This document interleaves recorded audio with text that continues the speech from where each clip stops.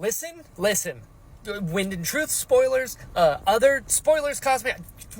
If you're thinking about Cosmere, it's a spoiler for whatever that is.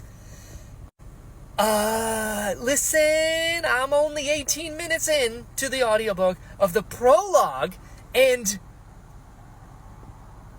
spoilers.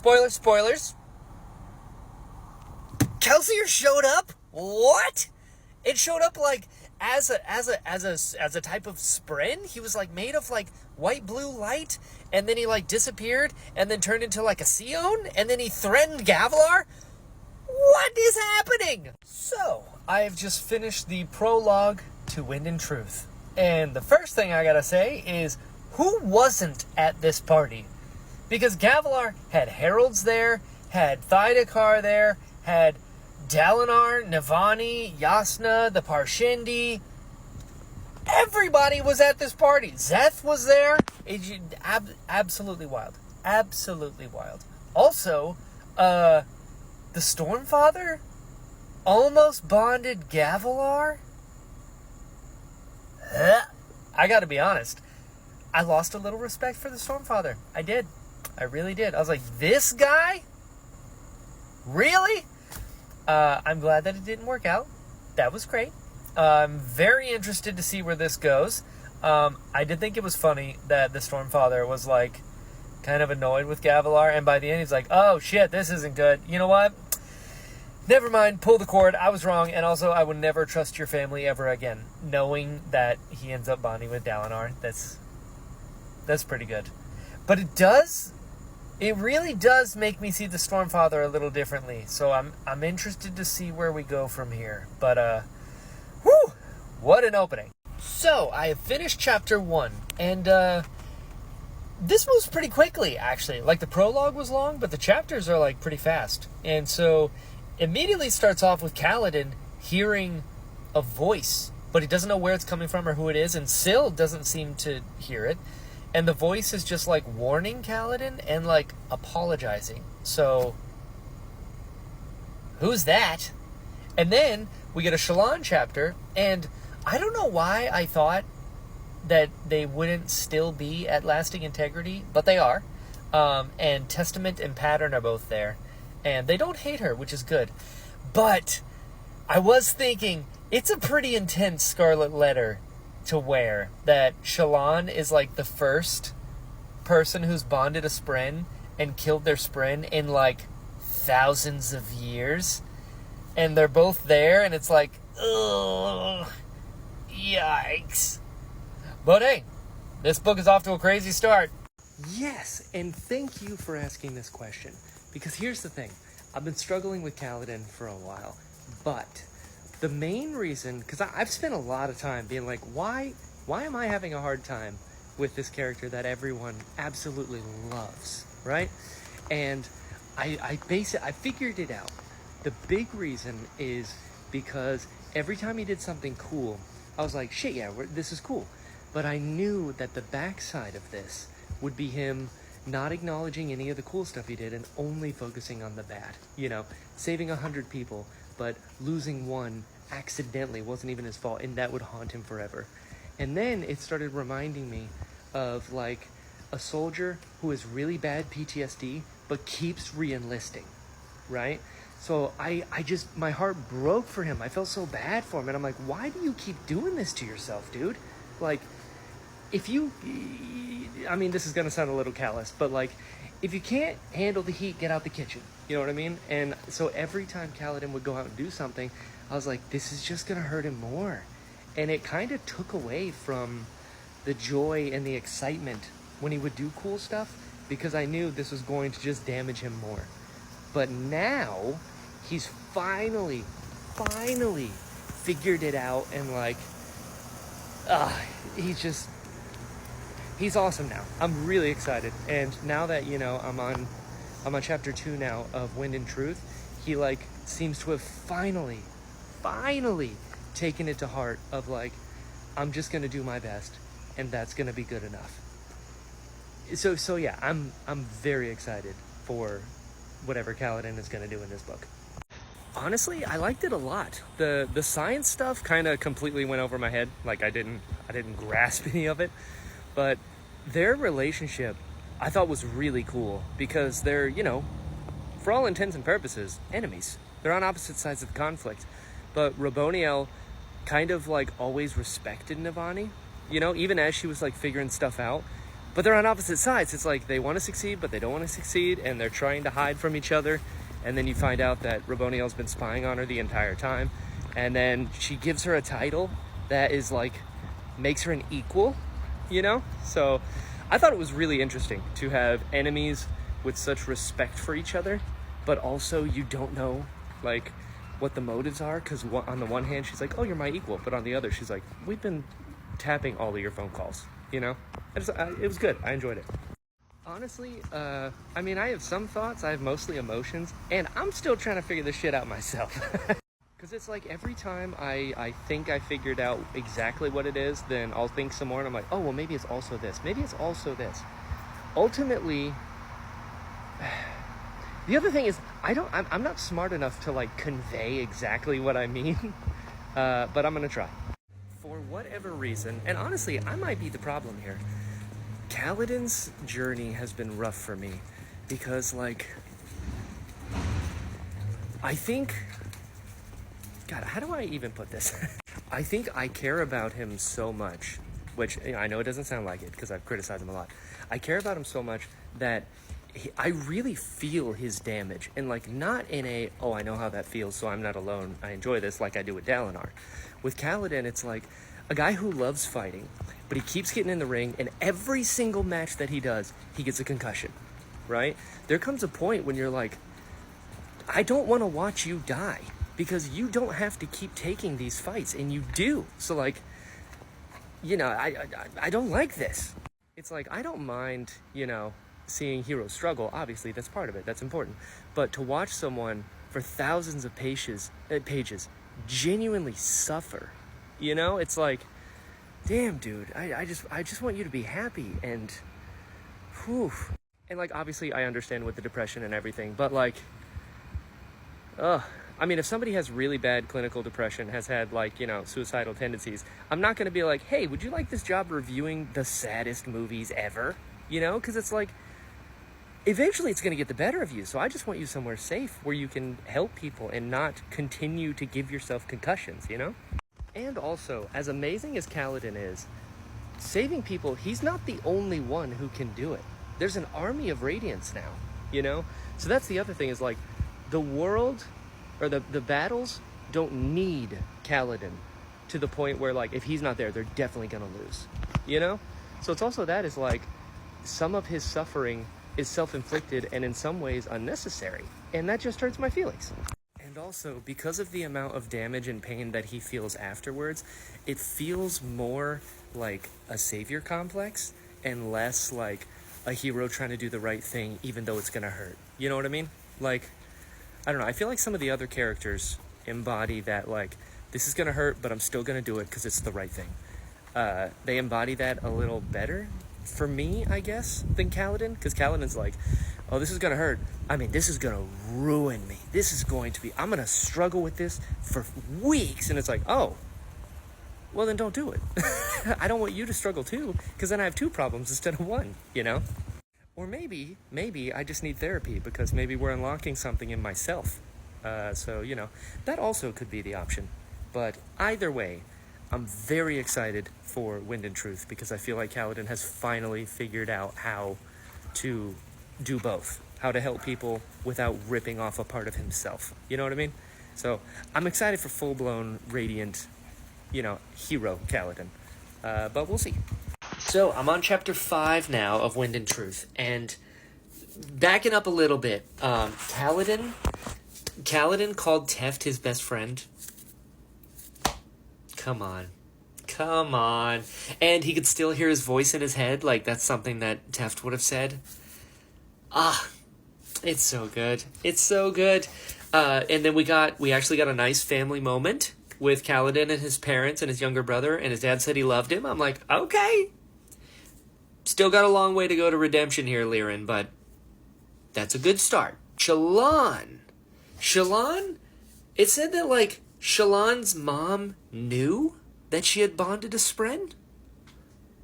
And so, back then? How? Because, correct me if I'm wrong, it's been a little while, the Knights Radiant weren't, like, back at that time. So, the Radiants hadn't returned yet, so then why was her mom mad at this, to the point where she attacked Shallan? Very interested to see, like, what the details on that is, because that feels different and confusing. And apparently Hoid is 10,000 years old? Is he, like, the oldest being, besides, like, the other shards that were there at the Shattering? Because, interesting. And then Ba-Ado Mishram is an unmade that the Ghostbloods are looking for, but the unmade is currently imprisoned in a gem, and that gem is kept in the spiritual realm, not the cognitive realm, Shadesmar, or the physical realm. Huh. That's something else. Like, 1, how do you even get there? 2, how is it hidden there? 3, who hid it there? 4, why? And then, this last chapter, Hoid teaching Kaladin to play the flute. Awesome. And I have a new favorite Hoid quote, where he says, everything you've done, Cal, everything you've been, has prepared you for what's next. It's going to be hard. Fortunately, life has been hard, so you're working under familiar constraints. I love that. Fortunately, life has been hard, so you're working under familiar constraints. That's so good. As someone whose life has been anything but easy, I was like, shit, yeah, I love that. And then Hoid talks about the passions, and he says the passions are absolute horse shit. And I was like, okay, go on. I did not expect to like Hoid. You guys have been here since the beginning. I've never been the biggest fan of Hoid, but this chapter really endeared me to him. I was like, okay. And then at the end, learning that, Kaladin went to go see Dalinar, and Hoid was there, and then they got to talking, and they were both talking as if they're waiting on Dalinar, and then Dalinar comes out at the end, he's like, are you done with him? I've been waiting an hour. So Hoid purposely was there to talk to Kaladin and do everything that he needed to do, and kept Dalinar waiting for this to happen. That's wonderful. Now, I will say there were 2 things that I'm going to read that I was like, oh, damn, do I like Hoid right now? Because I'm sure you're like, what? Brian likes Hoid? I like this. So he tells a story. There were 2 things that I was like, okay. So the story he talks about is right after he said that the passions are absolute horse shit. And then Syl was like, what? Isn't it good to be hopeful? Like, the passions are nice and it's all good. Or that was Kaladin that said that. And he was like, no, it's good to have hope, but also, like, there's a real-world application. Like, philosophically, this is something that I have gone through in trying to figure out and whatever, and I was like, oh shit, yes, this is where I've landed as well in my life. But he says, you think the kid who starved didn't want to eat? You think her parents didn't want to escape the ravages of war badly enough? You think if they had more passion, the Cosmere would have saved them? How convenient to believe that people are poor because they didn't care enough about being rich, or that they just didn't pray hard enough. So convenient to make suffering their own fault, rather than life being unfair and birth mattering more than aptitude, or storming passion. That's so good. I'm like, yes, this. And then he goes from here saying, if hope doesn't mean anything to you when you lose, then it wasn't ever a virtue in the first place. It took me a long time to learn that, and I finally did so from the writings of a man who lost every belief he thought he had, and then started over new. And Syl says, sounds like someone wise. And he said, oh, Sazed is among the best. I hope I get to meet him someday. All right, Hoid. All right. I did not see me coming around on Hoid and being like, I like this guy. That was very surprising, but that was good. So I'm now on chapter 10, and Shallan, as she leaves Lasting Integrity, she hugs Kalek, and it's like this really nice moment. And it made me think, like, has anyone ever hugged a herald before? Like a regular person? Like, obviously the heralds themselves are, I mean, I guess they're kind of friends, but they left Taln, so maybe not. But yeah, I wonder how often a herald has been, like, hugged by a mortal, you know? I don't know, just cute. And then they immediately got attacked, and I was like, oh no. And then we cut to Dalinar and Kaladin, and Dalinar is sending Kaladin to Shinovar with Zeth, which I think is great. I'm really excited to see how that goes, because I've been interested in Zeth from the beginning. He's such a fascinating character. And to go from Words of Radiance, where Zeth sees Kaladin lashing, and he's like, but I was truthless, and it, like, caused him to have a meltdown, to now they're both going to Shinovar. Let's see what happens here. But before he leaves, Dalinar's making Kaladin heir to Urithiru? Dude, if you go back to Way of Kings, Kaladin killing a Shardbearer, and then, well, not just any Shardbearer, Helloran, but doing that and then getting branded as a dangerous slave to now being heir to, like, the hidden radiant city of Urithiru, that is nuts and awesome. Speaking of awesome, Scar. Scar is great. Maybe because he's like a Teft light, but I love that while they're having this conversation, he's like throwing spears out the window. He's like, yeah, cool. All right, just throws it, and then wakes everyone up, and he's like, oh, we're being attacked. They're like, where's our spears? He's like, I don't know. I don't know. That was good. I like that a lot. But then, so these fused showed up in Shadesmar, immediately start attacking Shallan and Adolin and their friends, and Adolin's just like chucking maces and like all these weapons. But they get thrown into the bead sea, bead ocean, whatever you want to call it, the beads. And at the end, Radiant materializes behind the fused and stabs him, and it's real. That's crazy. And Shallan, one of the coolest lines so far in Stormlight Archive. As this happens, he's like, oh, just an illusion, and then gets stabbed, and she says, reality is what I decide it to be. I was like, oh shit. That's crazy. But, like, also, what does that mean? That she can create illusions that aren't illusions? Or does this only work in Shadesmar? Like, I don't know, but I am very interested in this. Okay. Alright, I finished chapter 12. That is a chapter I have waited 5 books and thousands of pages for.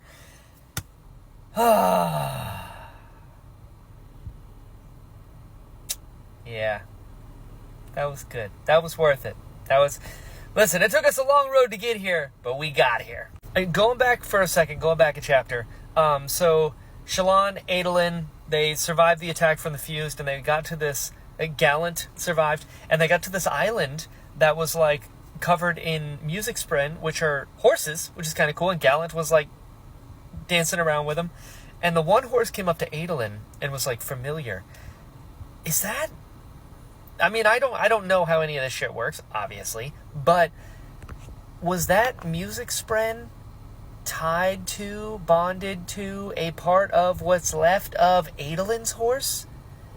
Because it felt like that. It felt like it was Adolin's horse that got killed, and I hope that was, because that would be beautiful. But speaking of beautiful, going back to Kaladin, this was so good. The whole time, I just kept thinking, like, Teft, you know, like his Force Ghost, just smiling, just so proud of him. And I'm so proud of him. Like, he did it! I mean, Kaladin literally saying goodbye to Bridge 4. And, like, going through and saying how proud he is of everyone, and, like, gave up leadership of the Windrunner to Sigil and actually felt good about it. And he told him, like, hey, you know, just be careful. I don't know what the world's going to be like. But it wasn't, like, overdone, you know? It wasn't like, okay, no, guys, really, you need to be careful. It's like, no, you got this. Like, I'm proud of you. You've done well. And then he got a tattoo artist to come so that he could get the Bridge 4 tattoo, and it's stuck. Listen, I would have liked this 2 books ago. I understand we had to get here, but damn. That was beautiful. That was beautiful. And then just thinking, like, yeah, Bridge 4. Bridge 4. It started as a group of people that are just waiting for their turn to die. And I love what he said when he was like, I found you guys as like a group of people looking at the ground. I just wanted you to look up and you took to the skies. Like, what a great speech. And like, it is crazy to think that it was literally a group of people that knew they were going to die every day and didn't even care to ask each other their names. And now they're windrunners. They're radiants underneath like the High King Dalinar. Like, that's good. That is really, really good. I love it. I love it. Listen, I still stand by everything I've ever said about Kaladin. But this right here, this Kaladin is the Kaladin I've been waiting for this whole time. It just feels so good, Which also scares the shit out of me, because you're gonna make me feel this good. I'm like, what's around the bend from this? But either way, this was nice. This was very Bridge 4. All right, so I'm in the airport, so apologies for the extra noise. But I finished part 1, and I finished the interludes, and number 1, Shallan. She opened the Oath Gate. Well, first, she spoke the 4th Ideal, which is crazy. And her shard plate is red. Honestly, kind of cool. But she went to open the Oath Gate, and when she summoned her shard blade, it was Testament. It wasn't Pattern. What does that mean?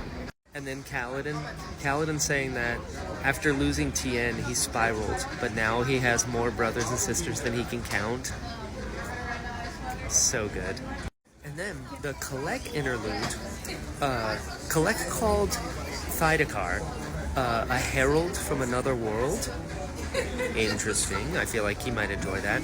And then Felt is there in his office, and he can use Awakening on the curtains. Felt was a Ghostblood the whole time, with the Sion. I mean, I knew the Sion because they were talking back and forth, but Felt? Damn. And the fact that he called him Lord Kelsier, and was like, when mentioning Mraize and Eatil, he's like, I don't work for her. It's like, oh shit, there's a little dissension already here on Roshar.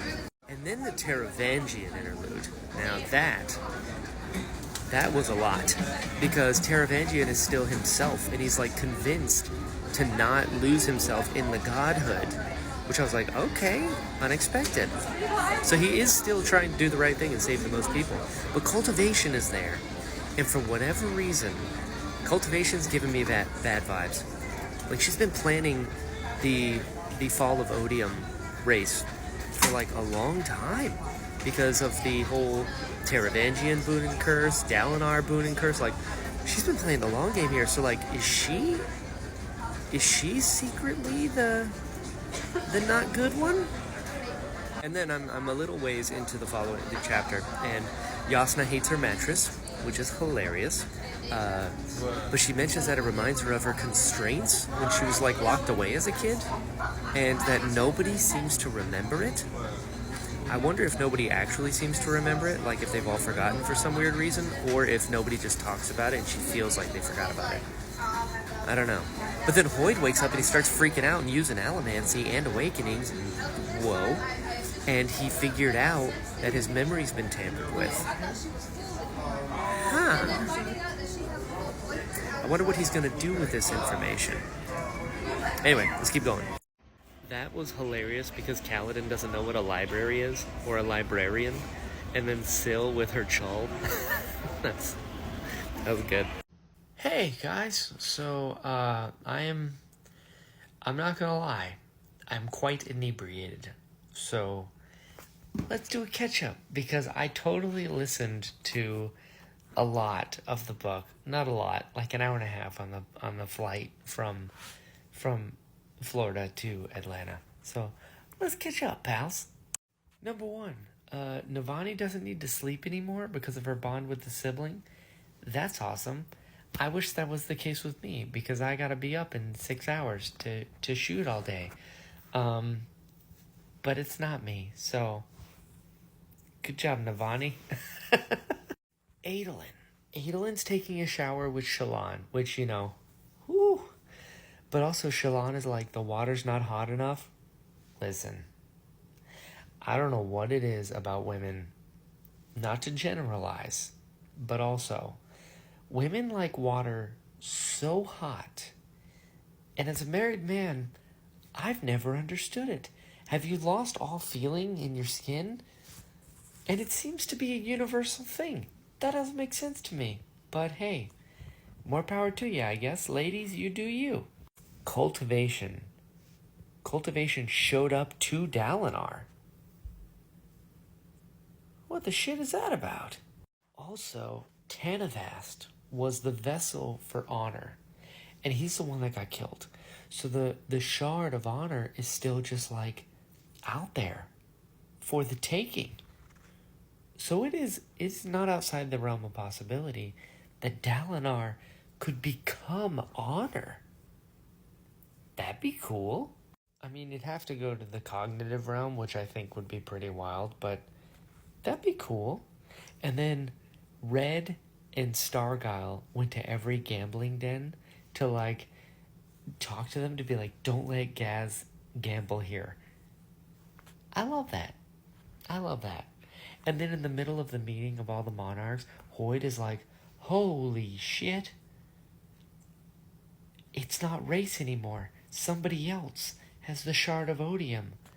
That's not good. Hoyd, I'm going to hold your hand when I say this. It's so much worse than that. It's Taravangian now, who as a mortal outsmarted the previous odium. And now he's odium. This isn't good for anybody. And then in the Shallan chapter, Shab has like health issues, which is not good. But I like that Shallan cares. That's nice. But the new Ghostblood recruit was a former actor? Huh.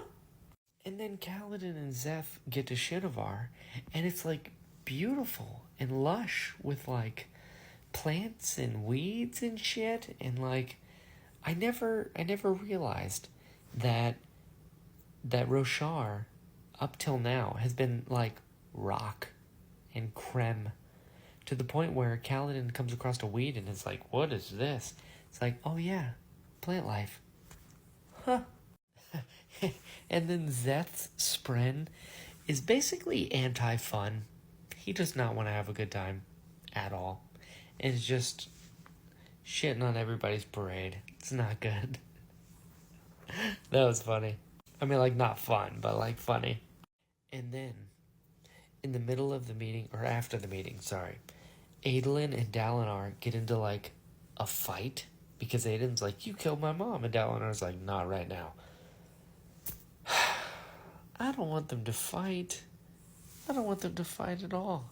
They're my first and second favorite characters in Stormlight, and they're fighting, and it's like, granted, Dalinar killed his mom a year ago. That is not good. And then he hid it from him for a lot of years. That's really not good. But, like, I don't want to see him fight, you know? It's like, that's a bummer. But, man, this book is nuts. Even, like, in my inebriated state, this book is wild. But, like, even sober, this shit is nuts. And I'm only on chapter, like, 21 or something. Like, whew. Where are we going to go now? I don't know. But I'm probably not going to be able to read all day tomorrow because, like, I literally have to wake up in 6 hours to shoe all day. And then on Sunday, I fly home. So, we'll see what happens. But anyway, this was nuts. Hey, so I am back. I am sober currently, and I'm in chapter 25. So let's do some catching up because a lot has happened. Number one, Dalinar is going to go and try to get the Shard of Honor. Yes, please. I don't even know what that means, but Dalinar becoming a god, I'm in. Lift and the Mink teaming up together and eavesdropping on the meeting, that feels good. I like that a lot. I've talked about how I want like an alternate reality where Lift and Wayne team up for something. But the Mink is kind of like a tactical, smart version of the Lopen, who's like a Stormlight version almost of Wayne. And hey, I'll take it. I'll take it. That was funny. They were like underneath the table and everything. Fantastic. The fact that the Mink called in the favor, or I guess the oath that Dalinar made to go and reclaim Herdazd, and Dalinar said yes, that makes me really nervous. It makes me nervous. We got 8 days to figure this shit out, and like, I get it, we're trying to land grab while we can, because whatever the map is when the fight happens, that's what it's gonna be. But, oh, I don't like it. And then Kaladin and Zeth go to Shinovar. I don't know if I knew this before or if I'm learning this right now, but Shinovar is like really nice. It's like a beautiful, lush place with like plants that aren't like crazy. What? And it was like, I guess that's where like the humans landed when they came to Roshar. I wonder now where the humans came from originally. Like what was that planet like before? And then they came to Roshar and kind of just took over like human beings are known to do. But from Shinovar. So, huh. And then Zeth has talked about how he has these like whispers in his head. And he says they're like all the people that he killed. But my very loose understanding is when you die, if you're invested, you can hang out in the cognitive realm for a little bit, or in the spiritual realm for like a little bit. But then you do end up getting like disintegrated into the beyond. So that makes me think that the whispers that he hears in his head aren't the people that he killed necessarily. Assuming he actually is hearing whispers, because maybe he literally is just like, he cracked and like went insane. That could be it. Yeah, I will say it did make me laugh that Kaladin's like, okay, I gotta help him. Here we go. And he's like, no, I deserve this. It sucks. It is what it is. Like, does not care at all. And it's like definitive. Like, no. I'm going through a hard time, but I deserve it. And I'm not being all pity like, oh, I deserve it when I don't. I earned every single one of these whispers in my head. And Kaladin's like, ugh, that's going to be a tough nut to crack. And then he mentioned that one of the Unmade is in Shinovar, and Zeth met it when he was young? Huh. And then the Stormfather. Listen, the Stormfather's been pissing me off lately, I'm not gonna lie. Because he's like, he's upset with Dalinar, saying that he's ruining everything, which, what does that even mean? Like, what is everything? Whose plans? What's he ruining? And then, he doesn't want Dalinar to seek godhood. And then he says that it isn't possible to take up the Shard of Honor, and that Wit is a liar. Okay. But then the Stormfather says he has his own plan. I gotta be honest with you. I'm getting sick of the Stormfather constantly, like, shutting down Dalinar. Because Dalinar, he's legitimately trying his best. He has 8 days to figure this out. The world could end because of this. And the Stormfather is not helping at all. Is actively getting in the way. And Dalinar's like, I gotta try something. And he's like, well, don't do that. And don't do that. And don't do that. It's like, why are you here, dude? If you're not gonna help, get out of the way. We've talked about this before, but now it's the Stormfather. And then the Stormfather admitted that he lied. Which I thought Spren couldn't lie. So what's up with that? Is it because he's like one of the big three, maybe? I don't know, but I don't like it. And then he said that like the Stormfather's shame is in the spiritual realm. Whatever that means. I don't know what's going on there. And it's like, you got the physical realm, you got the cognitive realm, Shadesmar, where you can world hop, and you know, there's Spren there and stuff. But then the spiritual realm, that's where Sazed is, right?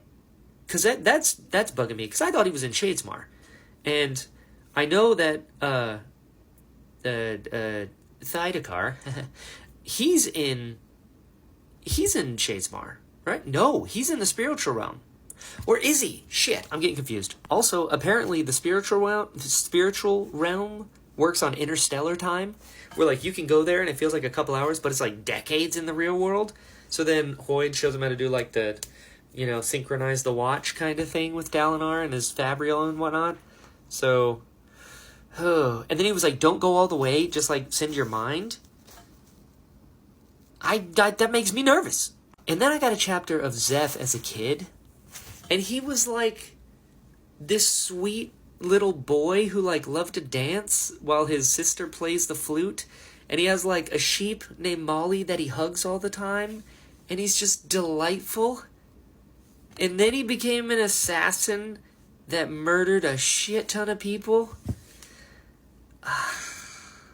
Poor guy. That made it so much worse that it was like, oh, he was like a really sweet kid, and then he became a monster.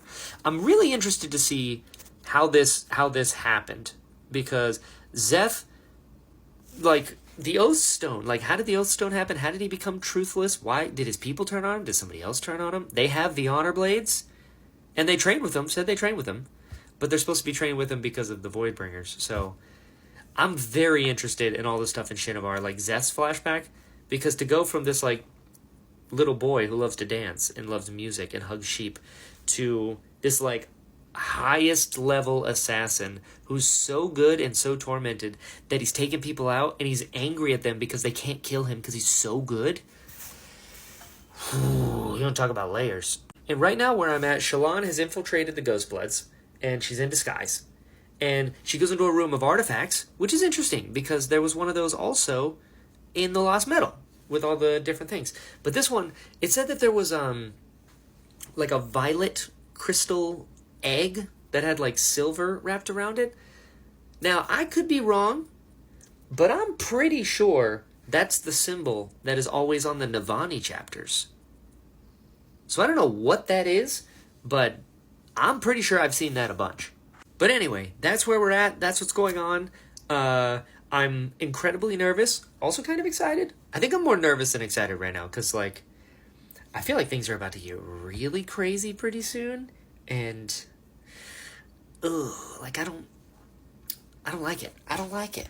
I mean, like, I love it, but, like, also, I'm scared, you know? Okay, so, the videos for Wind and Truth are probably going to get a little wild, because the last video I just finished chapter 25. I have now finished chapter 32, and I had to turn the audiobook off, because what? So much is happening so quickly, and I love it. But let's catch up on some stuff. So going all the way back, Mraize and Eotil are going to follow Dalinar into the spiritual realm via Shadesmar and all of that to go find Ba Edo Mishram, the Unmade, right, for Thydakar, I guess. So, and then Eotil was talking to Shallan, who's in disguise, in a language she doesn't know, which is always not good. That's not good. And she caught her, and immediately everything went to shit. But we'll get there. Hoyd mentioned that, because Dalinar was talking about, once you take the Shard of Power, are you able to let it go? And Hoyd is like, I've seen one other person do that, and it was like the craziest, most selfless thing I've ever seen in my life. That's Vin, right? That's our girl. God, I love that. And Navani, rightfully so in my opinion, is a little worried that she's going to lose Dalinar, the person, when he ascends to honor. That's the plan. And she's like, well, I'm going to go with you because you need a scholar and all this stuff. And he's like, shit, I do need a scholar. But both bondsmiths not home? That can't be good. Ja-Anat showed up to Shallan. Mraize and Eotil are Radiants. They bonded Corrupted Spren, which means Ja-Anat is playing both sides here because she's got Radiance on this side and she's got Radiance with the Ghostbloods. So, what is her plan? And then the Shin, they have their, like, splash of, like, color. It reminds me of Office Space with, like, your pieces of flair. I was like, I like this. Shallan summons Testament as a shield and Pattern as a blade. That's so cool. That is so cool. I wonder if anybody else has 2 Spren. I feel like probably not, right? But either way, to use both, that's awesome. And then Shallan, she gets shot in the ribs, and then they teleport out of there, which she said is probably like an Else Caller thing, like how Yasna can go like into Shadesmar. So I guess they did that once they got caught. Zeth mentioned, unless I misunderstood, that he trained at the monasteries in Shinovar when he was growing up? Very interesting. Lift having crushes now is so funny. Because it's like a real thing that's happening with puberty, but it's also hilarious because she doesn't ever want to change. She's like, man, Sigzel, look at him. And then Drahe shows up and she's like, man, that uniform looks good on him. And it's like, you know he's married to like a dude, right? She goes, yeah, and they're both hot. That's not fair at all. Lift is the best.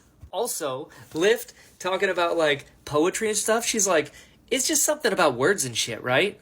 I laughed so loud. And then I laughed again when she learned it from Vasher. This is great. The sibling likes Lift, which I also like. I think that's cool because the sibling has not enjoyed most everyone else's company. And so Lift is playing with Gavinor, and they have like a secret handshake, and I was like, that's cool. I like that because, she knows what it's like to have other kids with the orphanage and whatnot.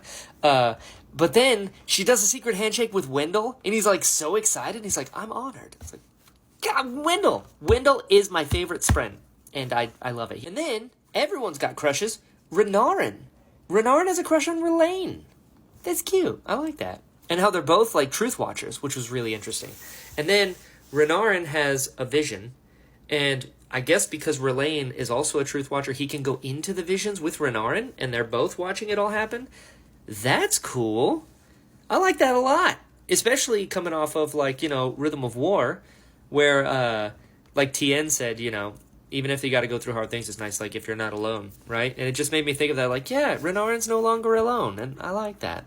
I also like how Drahe immediately clocked him, and he's like, so, guys tend to know when you're watching other guys. Like, I get it. I was the same way. If you ever want to talk about it, I was like, this is so sweet. I love that. And the fact that his gaydar is perfect. Fantastic. But then Renarin's visions, he sees like a bunch of crazy stuff. He sees Dalinar fighting someone like Gold, which I'm like, oh. But they're all like possibilities. But one of them is going to happen, which is like, okay, fine. But then Ba-Edo Mishrem, assuming that was that, like, starts breaking the glass and everything, and it's like, I'm gonna break everything. I think it is so cool to have Renarin's vision of the future be stained glass. I don't know why. That's just a really cool choice by Brandon Sanderson to have, like, the visions be glass, because it's, like, pretty, but also breakable, It's like, yeah, I'm down with this. So then Hoyd talks about they gotta go to the spiritual realm, but only with their mind, and they'll leave their body behind, and they'll run like a test, and then he just casually throws it around that he was there when humans came to Roshar for the first time, which is like, what? Why? What were you doing there? Which actually could be the title of a Hoyd book. Hoyd, why were you there? Right? So then Shallan grabs Renarin and is like, we're going to Shadesmar because the Ghostbloods are going to try to attack your dad. We got to get there.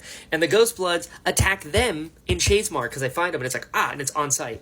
And so Shallan gets shot in the eye with a blow dart, which I was like, ooh, not good. And then they lash Mraize up, they kill the other guy, and then Eatil's there, and Mraize is like, you ever seen what happens when a perpendicularity closes in on itself? And chucks a dagger into Dalinar's perpendicularity, and then Dalinar and Navani are completely now in the spiritual realm, not just their mind, like all of them?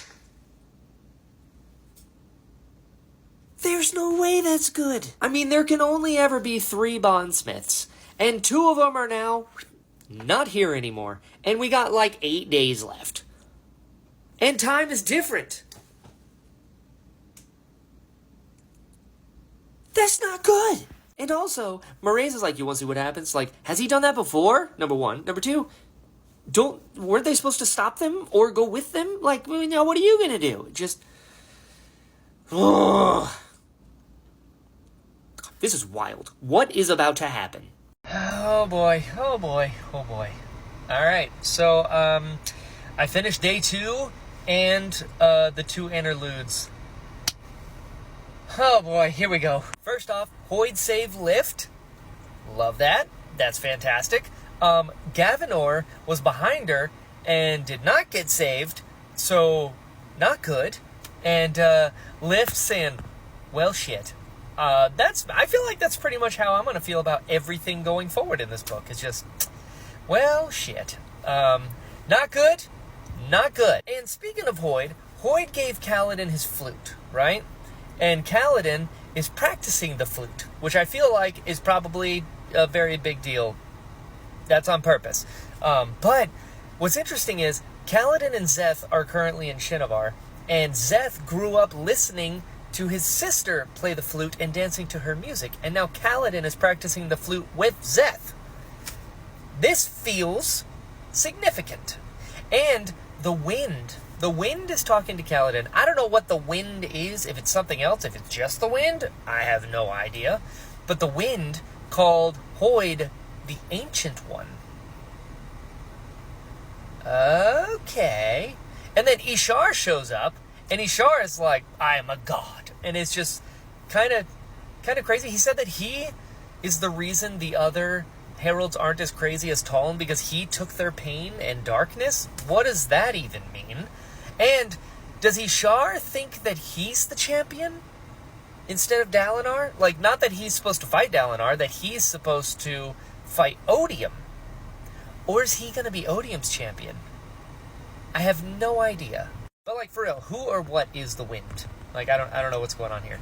I did love that when Kaladin started, like, being down on himself again and, like, letting, the dark brain depression kind of take over, Syl's like, you don't believe that at all. Just completely calling him out on his shit. That was great. That's what she should have been doing this whole time. But, hey, I digress. I'm glad we're here. Fantastic. And then Kaladin's like, yeah, I know, you're right. Good. And then we get a little bit of Lopin, and there's no way that's Navani that he's seeing.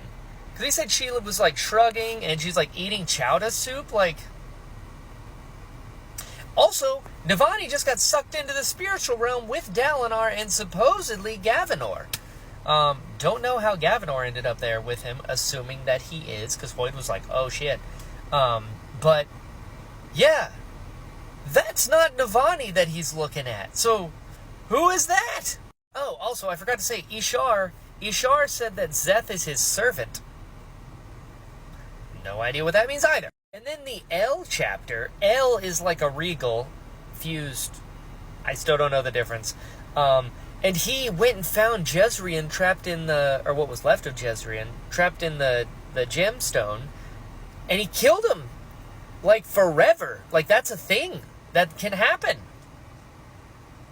I will say, I mean, there's just so much, and you guys know my memory's terrible.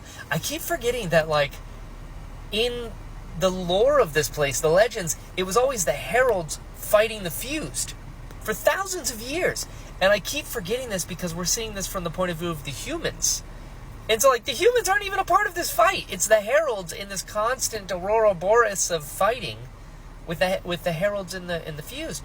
So the fact that El showed up and killed Jezrien was like, oh shit, like this is breaking the wheel, So, ugh. And then Odium shows up, and they get to talking, and he's like, oh, I thought he was your friend. He goes, you don't understand not being able to kill your friend for, the right reason? And Taravangian laughs. They're like two evil BFFs, and they're together now, which is real bad. And then it was also mentioned that Odium, the previous one, Race, never took 2 shards. He just killed the other god and just left it because he didn't want to end up like Sazed. And that just made me feel so bad. My boy Sazed, he's just trying his best. He took the power of ruin and preservation to save Scadrial, and in so doing, ruined his own life. And he's just like trying his best to hold both, and all the other gods are like, yeah, I shouldn't have grabbed 2. Like, that poor guy. And actually, on that note, Roshar has 3 shards. If I'm putting this together correctly, you got honor, cultivation, and odium. But honor's dead. Cultivation's still around, and she's playing some kind of crazy long game that I have no idea. But odium isn't from Roshar originally. He came from somewhere else and then came to Roshar. So, like, is it possible that all the shards could come together on one planet? Is that Is that an option? Like, what would happen if they did that? Why do they have to be separate? And then Odium, the previous one, was going around killing other gods. Yeah, I don't know. I don't. I'm still not fully grasping the big picture here. But I mean, we're down 2 days. We got 8 days to go, and Dalinar and Navani are in the spiritual realm wholesale, not just their mind. That's so bad. I gotta be honest. I have no idea how or even if Dalinar can beat Odium. And now that Odium, Taravangian, is teamed up with Cultivation in a certain sense, this is not good, you know. And I'm trying to put it like I don't see a good way out of this. As Lift would say, well, shit. Hey, friends. So I am on chapter 40, about halfway through it, and well, a lot is still happening, and yeah, they're also just dropping random stuff like everywhere. So let's catch up. Number 1, Adolin went to Aesir, and he's got a cape. Contrary to what Edna Mode would have us believe, I am Team Cape all day, every day. Capes are so cool. If I was a superhero, I'd have a cape. If I was Adolin, I'd also have a cape. Whatever I'm doing, if I need to look cool, I'm wearing a cape. So Team Cape all day. I love that Maya also encourages them, and she's like, yeah, it looks cool. I love that. This whole thing, everything with Adolin and the Asish people, you know what? It feels exactly to me like the calm before the Battle of Helm's Deep. You know, when they're all kind of getting ready and okay, they're going to come through here. Well, we don't need to do that. Let's figure out what our resources are. They're coming right now. This is not good. We got to get ready. Just a lot of Helm's Deep vibes, and I'm into it. I love that Dalinar bonded Adolin so that he can speak Azish. That's just a cool thing. And it keeps bouncing back and forth between the stuff with Adolin and Aesir and Szeth and Kaladin in Shinovar. And that, they're just dropping little things here and there. Nightblood mentioned that Vasher visited Szeth to ask about Nightblood. So, that's pretty cool. I also really like the fact that the Shin people are very nature based, and they're you don't touch stone, you don't walk on stone unless you're a soldier. I don't know, just the kind of nature focus of it all is pretty cool. But what is not cool are those drunk dudes that listen. Brandon Sanderson has done some crazy things up to this point. This, with Szeth and with Molly, that's just mean. That's just mean. When this happened, I was like, oh, why did you do that to him? He was such a good kid, and Molly was a blind sheep that did nothing wrong, and Szeth liked to hug her, and she would hug him back. Why did you do that? You did not have to do this, Brandon Sanderson. This is the first time in however many Cosmere books I have read, this is the first time that I've ever felt this was unnecessarily mean. No. And then to have Szeth, beat a dude to death with a rock, which, good, that's what you get. But the fact that Szeth was holding the pelt, what was left of her, for till dawn, and just, why did you do this to him? And then it ends with Szeth hearing a voice in his head that said, here now, what are you? Who was that? I'm guessing, my theory is that maybe it was an unmade, and then maybe Szeth, told people about it, and they're like, you're crazy. And he's like, I don't know, I feel like they're coming back, and they're like, you're truthless! And then they kicked him out. Whatever it was, I don't like it. And then also, one of the drunk guys was like, is it not enough for them to take everything from us? What does that mean? And who was he talking to? Because he was talking to some people, something, before he, attacked Szeth and all that. I don't know, I feel like there was a lot there that I'm a little all over the place on. And there's, raiders that attack his village. It just, that sucks. That made me sad. Rest in peace, Molly. Damn. But on the other side of the coin, all the Adolin stuff, number one, Maya asking if he was a slut is hilarious. That's so good. And also, they talk about how, like, you know, Spren bond with the humans and then they, like, become radiant. But Maya and Adolin's bond is different. And she can read his mind, which is cool. But I wonder, because Maya said she's, like, getting better every day. So I wonder if there's, like, a way to reverse or, like, heal Deadeyes. And, like, is Adolin gonna become something, like, more than a radiant? Because that would be cool. I mean, I guess we'll see. Also, I've been thinking a lot about this whole, like, this feels very desolation-y, like, what's going on. I understand it's like a battle of champions between Dalinar and Odium and all that. But I wonder, I don't know if this is an option because, you know, he's kind of unwell, but Taln is apparently, you know, the best fighter out of all of them. So I wonder if Taln can be Dalinar's champion instead of Dalinar himself. Because that would be cool. You know, like one more big Heralds versus fused kind of craziness. I don't know. I just thought about that, like, just now. Like, Talon should be the champion. That'd be cool. But, yeah. Oh, I totally forgot. Also, it was just mentioned that the human homeworld was, like, burned, and it had something to do with division, whatever that is. Either way, I feel like things are about to get really, really, really crazy, and that makes me incredibly nervous. And as time goes on, I'll be completely honest, I am really losing hope that Dalinar is going to even stand a chance, because you guys know I adore the man. But Taravangian, on a dumb day, figured out how to take out Odium with Nightblood. Like, that's insane. Now he has cultivation kind of seems like backing him up a little bit or doing something, and he has, like, the wherewithal of a god. So, like, how does anyone stand a chance? You know, like, and now, right where I paused to make this, Zeth is about to fight Rit.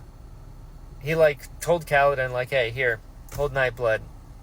I gotta go take care of some shit. So that's happening. I mean, the Void Spren are the fused, the Regals, whatever. They're in Shadesmar, like, getting ready, and Maya's like, I see him. This ain't good. Like, it's coming. Adolin said, like, within the hour, shit's popping off. So, yikes. I have finished day 3, and also, holy shit, look at this quality. I just got this new phone today, and it is shocking, the difference in quality. I was rocking an iPhone 12. This is a 16, and I'm like, ooh, oh no. Anyway, finished day 3. Let's get into it. Adolin just keeps getting cooler. Everyone was right. He's in Aesir, and the enemy is about to come through, and they're like, oh, you know, it's a good thing that you're waiting here. And he's like, waiting, and then just jumps off the cliff and into the battle? My boy, you're already the coolest. How do you keep getting cooler? And I love it. I love it. Zeth, having trained with all of the blades, is so badass. Like, I'm pretty sure I said it in the last one. If not, I'm going to say it in this one. But is Zeth, like, the greatest fighter on Roshar? But, like, behind maybe a herald, perhaps? Like, if Taln is the best herald, I feel like Zeth, who trained with all of the honor blades, who's a one-man army, who's wiped out so many people.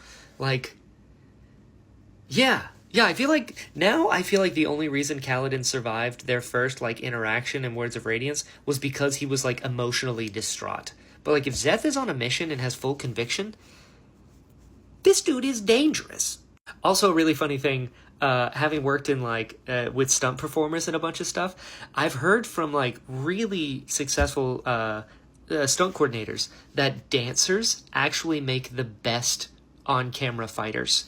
And, I don't know, it's just a cool kind of parallel that Zeth was, like, wanted to be a dancer, and he, like, danced as a kid, and now he's, like, a badass warrior. Just, I don't know, I just think that's cool. Zeth fighting Rit. and then he stabs her in the face. I mean, that is no joke. And he got to use division for the first time, and he's like, yeah, I didn't know I could create an atom bomb, but that's kind of cool. Just, what? No. Before. Zeph, training with all the honor blades. The trial to carry an honor blade is insane. And that's why, what I just said, Zeph, maybe the best warrior on Roshar. I'm just saying, that's insane. Adolin fighting the Monarch was really cool. Double maces, that's crazy. And the fact that Adolin, I could just talk about how much I love Adolin, because this guy is the coolest. The fact that he went to Aesir and he shows like so much respect for everyone, even after the battle when the other guy's plan like immediately went to shit, and they're like, yeah, our guy sucks, and Adolin's like, no, it was a good plan, you're just not used to fighting fused, and honestly, my plan also didn't work right away, and your guy adapted really well. Like, he's defending a guy who was against him originally, and just, I don't know, the sheer like character of Adolin, like both character and like, you know, someone's character, that differentiation. Adolin's just like, he's just such a good person, you know, like he is the quintessential like hero. It's so funny because, and this does not have anything to do with my past with him, but I feel like Adolin is what Kaladin should be aspiring to, you know, because so many people are like, Kaladin, and I'm like, yeah, no, Kaladin's great, especially now. I love Kaladin now. Fantastic. We got there. But Adolin is like, that's the guy. You know? He just makes me happy. And so much so that he lets Maya go. Because he's like, damn, this is not good. It was an interesting point that he made, that the Regals don't want to be killed now because we're so close to the end that if they died now, it would take them too long to respawn. So they're like a little more careful, which is worrying. But the fact that Maya is like healing. She like has thoughts and ideas and is like full volition and autonomy. And the fact that she was like, we can go, like she's going to go to the Lasting Integrity to try and convince the Honor Spren there to join the war effort against the Fused. And Adolin's just like, yeah, no, I trust you. You got this. Like, he's just the best. Then this scene where Zeph and Kaladin go and they find this like group of people and they're all like crying to see Zeph, and they're so like he's a hero, he saved them, you know. And Zeph handled it the same way I handle compliments, which is not well at all. He's like, I don't know what to do. And it's like, just accept it, like you helped them. And then Zeph is like wiping tears from his eyes and stuff. It's so good. It's so good. And then it ended with the wind, which also, who is that? What's going on there?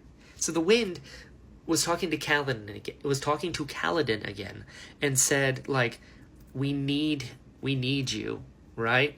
And then it says that Kaladin's mission is more important than what everybody else is doing. So, how? Like, how is Kaladin's mission more important than, like, the champions and all of that? Like, I don't know why, but there's something else up with this wind, and I don't know if I trust it, you know? Like, what are we doing here? I don't know. But, hey, that's day 3 down, which means we are 30% of the way to whatever this is going to be, and I'm nervous about it. Hey, so I just finished the Baxel interlude. Was I supposed to understand any of that? Because I did not.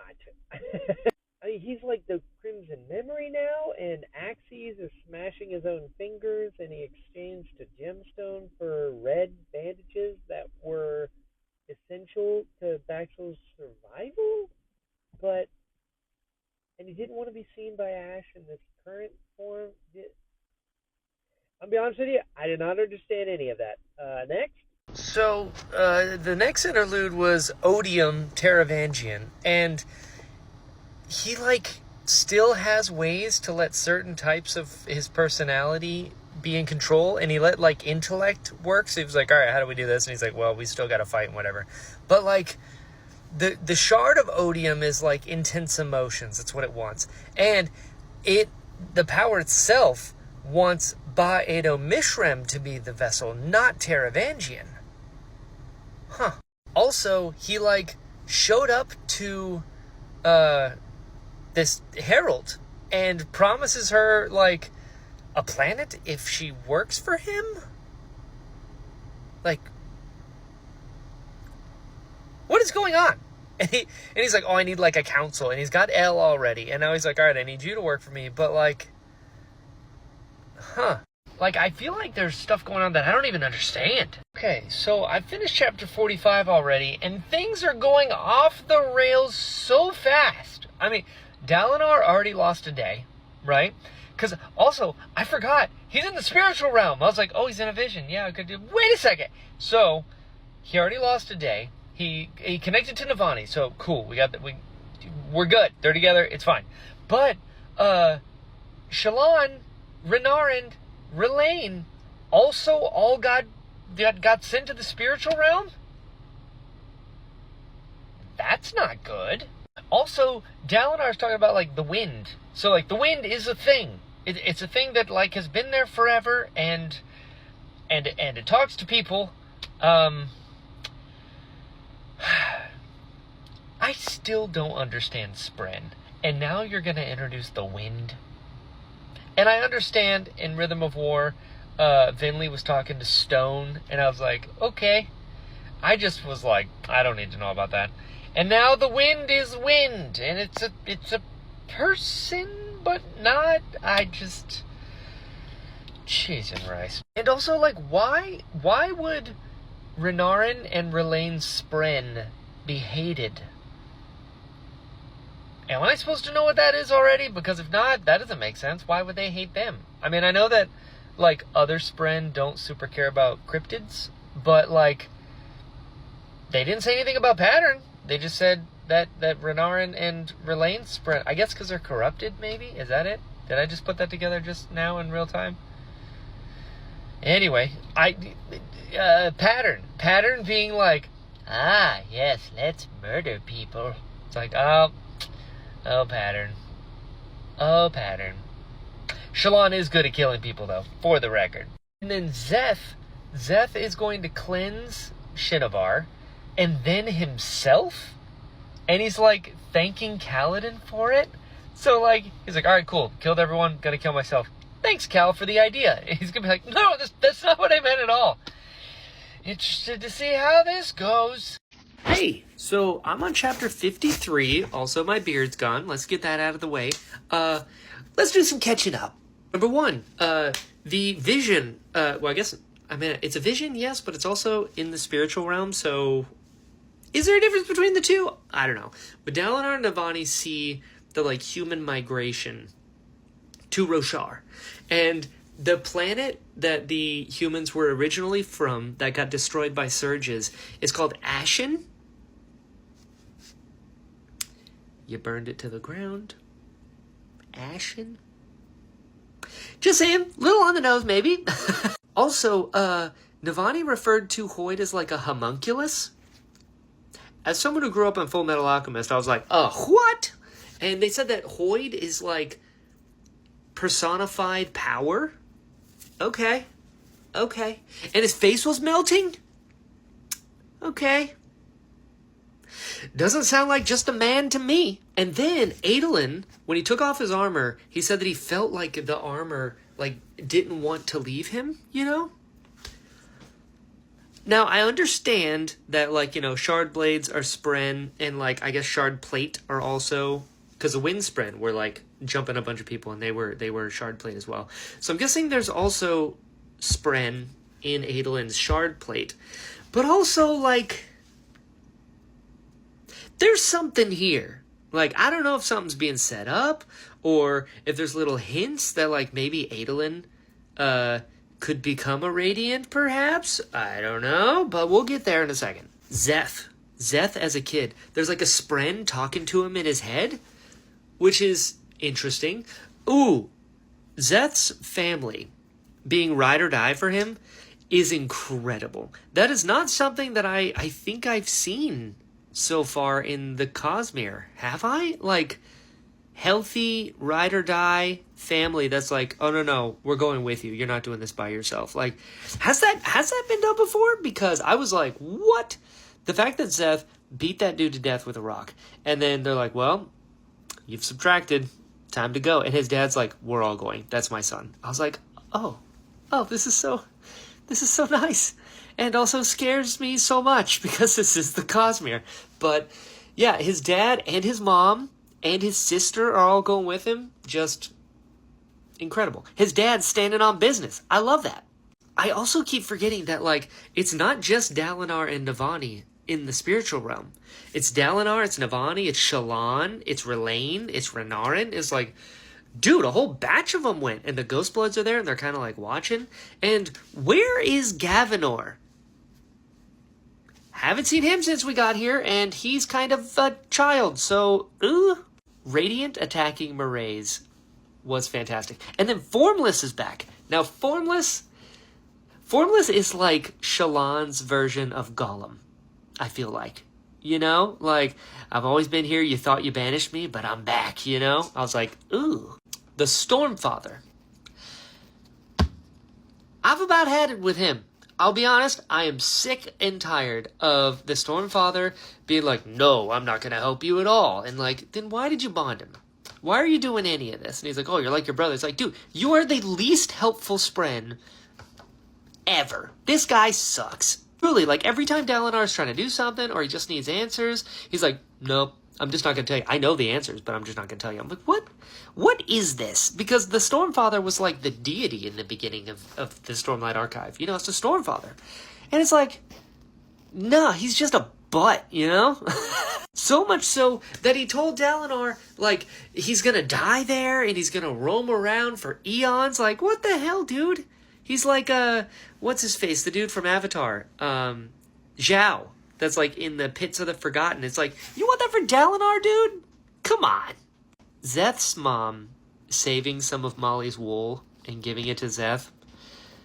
God, this family's the best. But also, again, that is terrifying because something really bad is going to happen to him and I don't want that. And whatever is in Zeth's head, like coaching him, like literally saying, like, just repeat after me. Say this, say this. I was like, Zeth is like a child. And they've been watching him this whole time. Like, what is that? Who is that? Why are they so invested in Zeth? Like,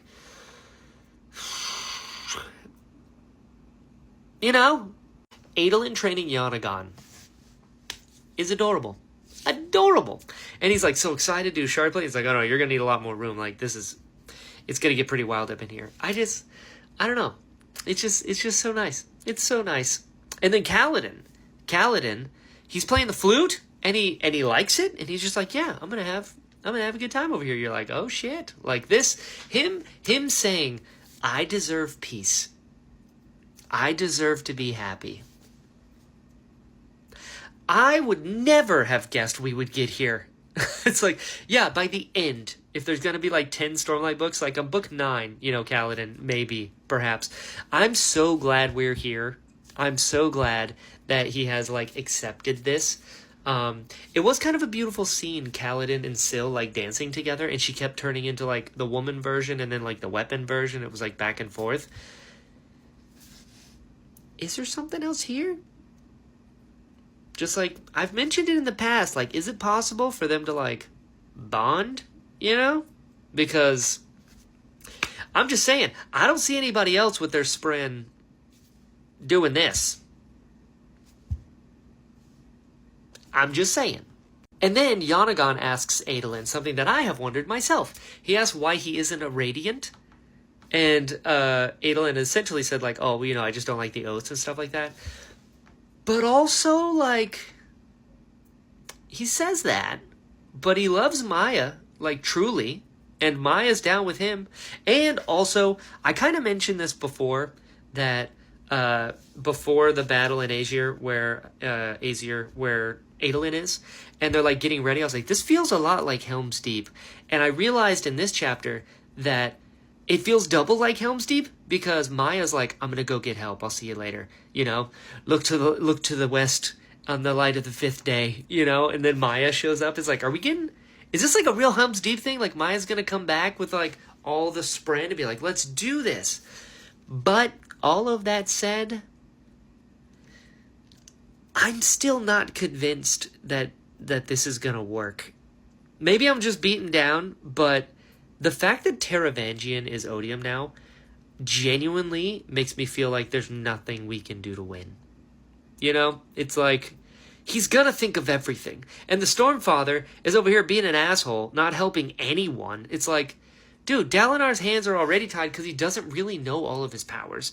The Stormfather is not being helpful. It's like, what chance do we stand against this, you know? It just...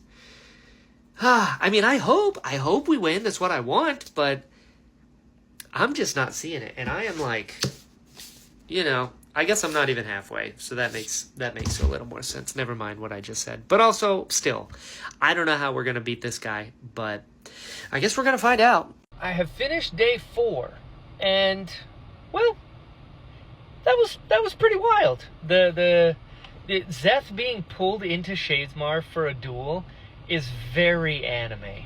Like, he's just hanging out with Kaladin, and then he blinks and opens his eyes, and is like, oh, well, that's not good. And the Else Color dude is just, like, sitting there, be like, I was wondering when you'd get here.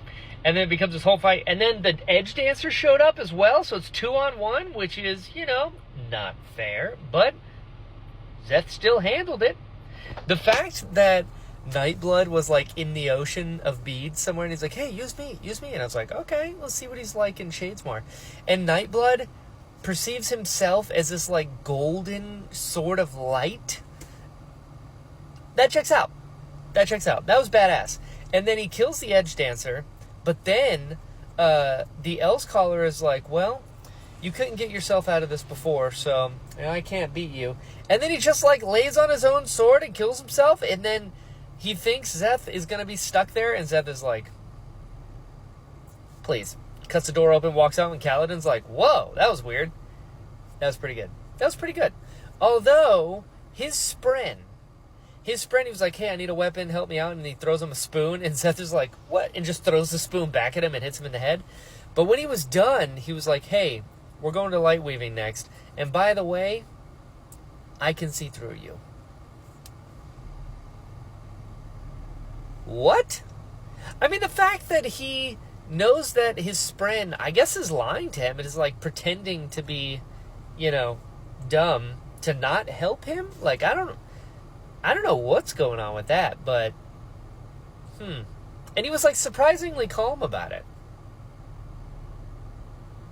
And then I got some Adolin, and Yanagon's, like, advisor, Nora, doesn't like Adolin, and he's like, you're a very bad influence on him.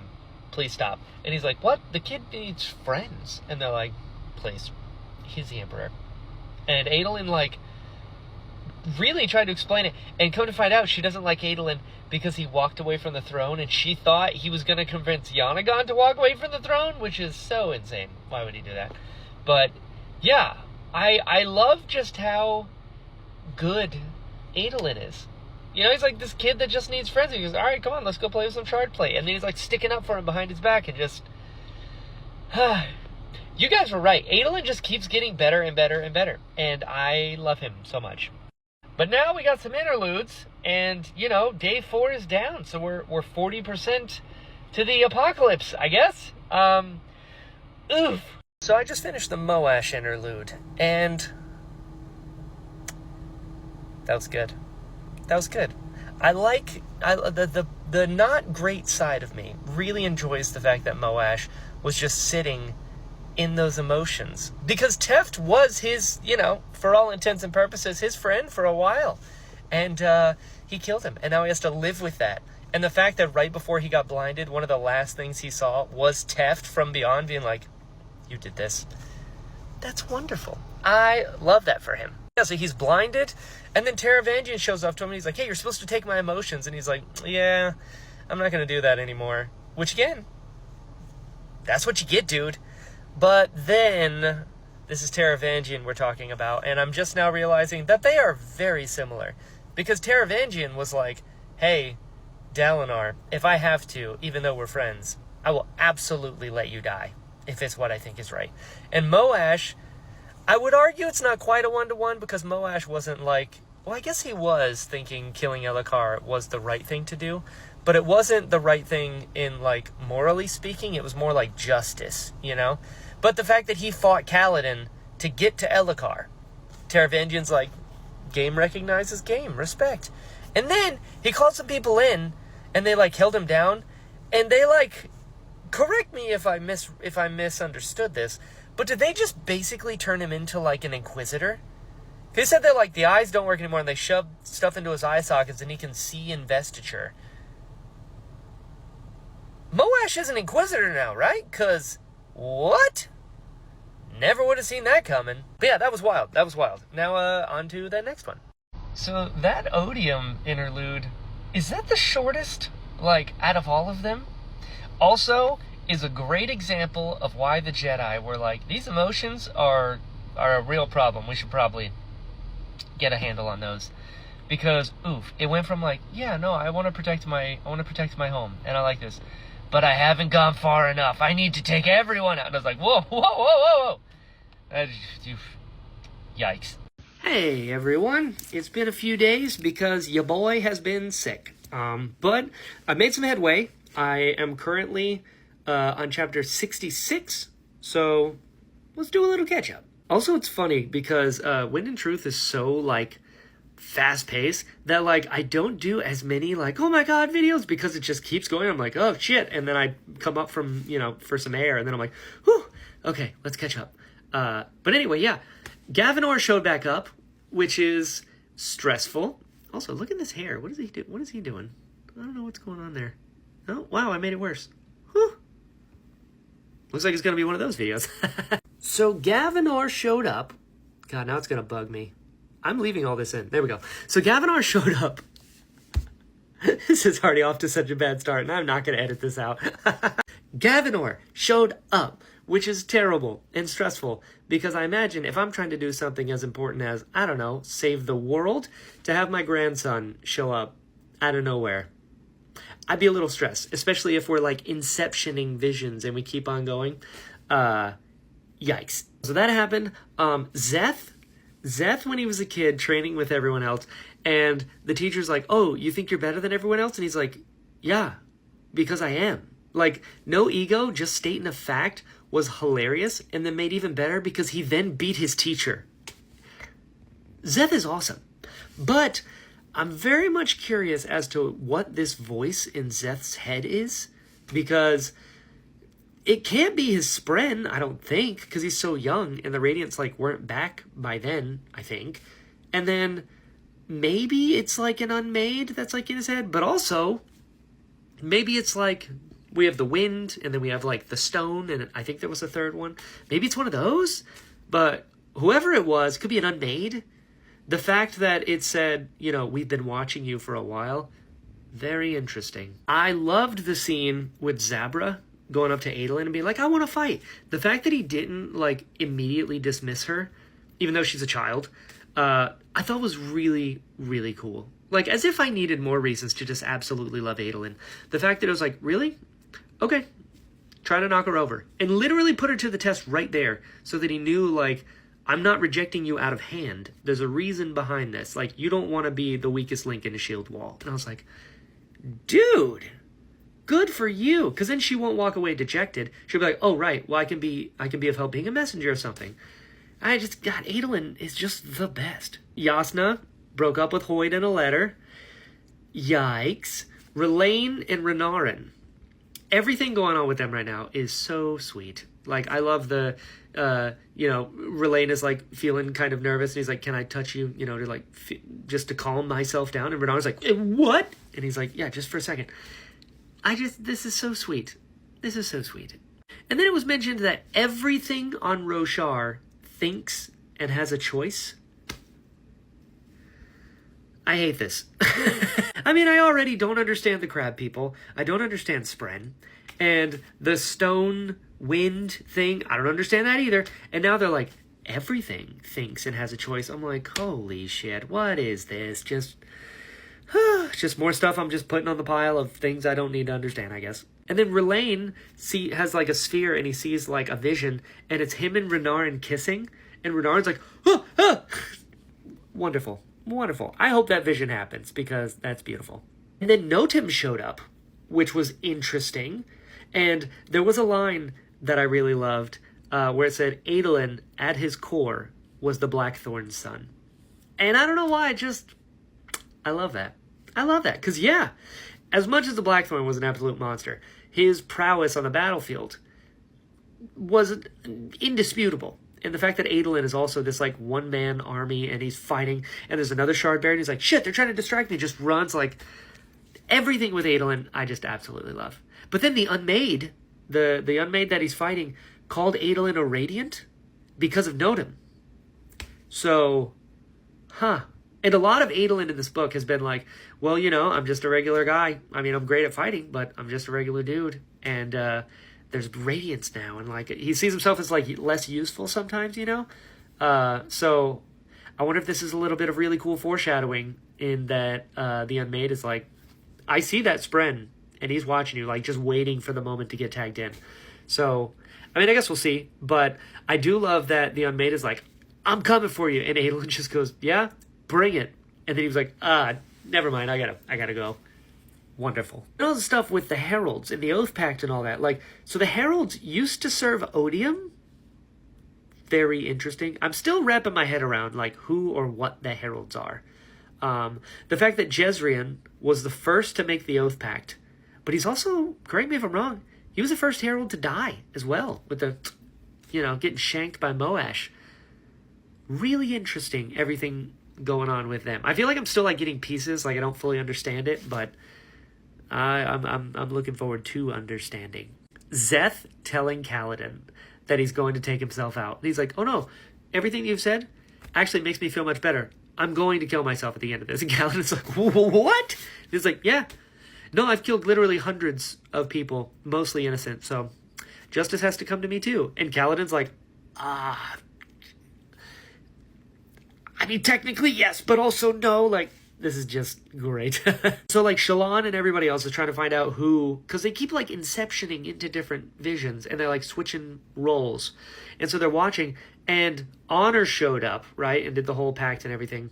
But in one of the visions, Mraize was Honor, which is crazy. And the Mraize shot Relaine in the eye, and Shallan stabbed Mraize, but then Formless showed up and was like, you also got to kill Dalinar. It's like, what the shit is that? And then Honor was talking about, like, oh, I gave you these powers or whatever, and, like, they ruined Ashen. So it was like the Heralds that lit the air on fire and just destroyed the whole planet. Like, what is that about? I feel like I'm missing some pieces to this, and I want the rest of the pieces. But yeah, I mean, that's where we're at. Next up is chapter 66. Things have been wild. I guess we'll see what happens. So I finished chapter 66, and listen, Szeth may crack the top 5.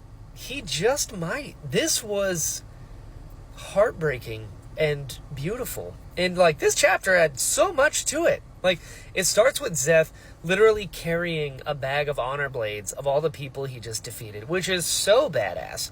But then he goes and he finds Molly, the little doll of Molly that his mom made him, and he starts crying, and it's like, oh man, it was this heartbreaking moment just of humanity for Szeth, and the fact that he just doesn't want to do it anymore. Oh man. And then Kaladin has this realization of, like, oh shit, he's not me, he's Tien. He was 11 when they did this, and it's like, this poor guy, he killed that dude with a rock because he genuinely had to. That was self-defense through and through. But he's like, no, I did this, and then they turned me into this weapon, and they keep using me, and they're gonna keep using me.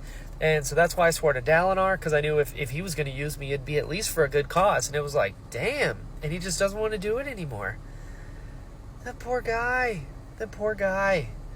And then Nin showed up. What? I mean, the last time I saw Nin, I'm fairly certain he was attacking people. And he was going after Dalinar and everybody else, and then, like, Cord shot him in the face, and Szeth was like, bring it. But, so Szeth's Spren went and got Nin to come and help him, and he's like, hey, I'm supposed to, like, accompany you on your quest, but Nin swore to odium. So how does that work? I don't trust him. So I've finished day 5, and listen, Notum is serving Adolin now, which is cool. He's like, I'm not going to bond with you, but, like, you saved me from torture. How can I help? That's cool. I like that. The enemy has an Else Caller now, and Moash showed up in front of Sigzil. I don't like that. That is not good. But he's got, like, gem eyes that are, like, full of void light. That's... Listen, I hope he dies painfully and slowly. That's really cool. That is a very cool thing for Brandon to be like, yeah, it's like an Inquisitor, but, like, with void light filled gem eyes. That's pretty cool. But something that's not cool, Szeth's family. I feel like I'm jinxing it. I feel like every time I find a decent family dynamic in the Cosmere, especially Stormlight, I'm like, oh, this is kind of nice. Like, when I first got introduced to Lyran, I was like, okay, yeah, Lyran doesn't seem that bad. And Lyran was a raging asshole. And I was like, damn it, dude. And now Szeth's family, I was like, great. But then, you know, we'll get there. So, the honor bearers who are there, it's kind of wild to, like, have flashbacks with Szeth talking to the honor blade bearers, because he kills them in the future. So it's like, ooh, you guys don't know what you're doing here. But the second that they, like, found out that Szeth heard the voice too, and they also heard the voice, they were like, you know what, burning the ships, never mind. The voice told you to do that? Forget what we said. Actually, you're a hero. Let's throw a parade. Come with us to the monastery. I was like, what? Then what was all this about? So that wasn't cool. But then they're like, you're gonna have to burn everything that you own to, like, be a part of this whole monastery thing. And I was like, what? But then future Szeth still has Molly, the doll. So I guess he didn't burn it, which I love. But yeah, his family. Anyway, go back to his family. His dad, ride or die, I'm about it. I love it. His dad's like, okay, well, if he's going, I'm going. No matter what, where he's going, I'm going. And his sister was, like, kind of being a little butthole. I don't know why. I don't know why she was that way. I don't remember if they had a falling out. And if they did, when did that happen? But I don't know. They, like, the last thing I remember was his sister playing the flute and him dancing in the background. And now they're, like, butting heads a little bit. But anyway, they're like, we're leaving. And his mom is like, nah, I'm not going. And I was like, what? Why not? And his dad was like, that's our son. He goes, he's an adult. He can figure it out. I'm tired of this. I want to go home. I want to go back to the farm. I was like, what are we doing here? I don't know. That sucks. Because Szeth, like, you know, was in self-defense and then got shipped off. And his family's like, we're coming with you. And now they're shipping him off again. And they have the option to go. But his mom is like, nah. Like, anyway, on to the interludes. So I finished the Vasher interlude. And, one, he's naked, hanging from the roof, and he's been being tortured. And he, like, erases his memories in between time, which is just absolutely insane. He mentioned that he recently, like, let a woman down, and then he said he was retiring, but he just ran. Like, who was the woman? Do I know that? And also, Axendweth is the person who's torturing him. Who's Axendweth? I already forgot. Like, was she wasn't a Ghostblood, right? She was something else. Somebody remind me who she is. I remember that the name Axendweth is a crazy name. So I was like, who? I've forgotten who she is. Shit's been crazy in my real life, and it's been a while since she showed up in this, so please remind me. So that was happening. He's the parrot that Lift was looking for. Was there with him, which is interesting. And then she comes in with Marais's green aviary as well. So, yeah, I don't know what's going on there, but oof.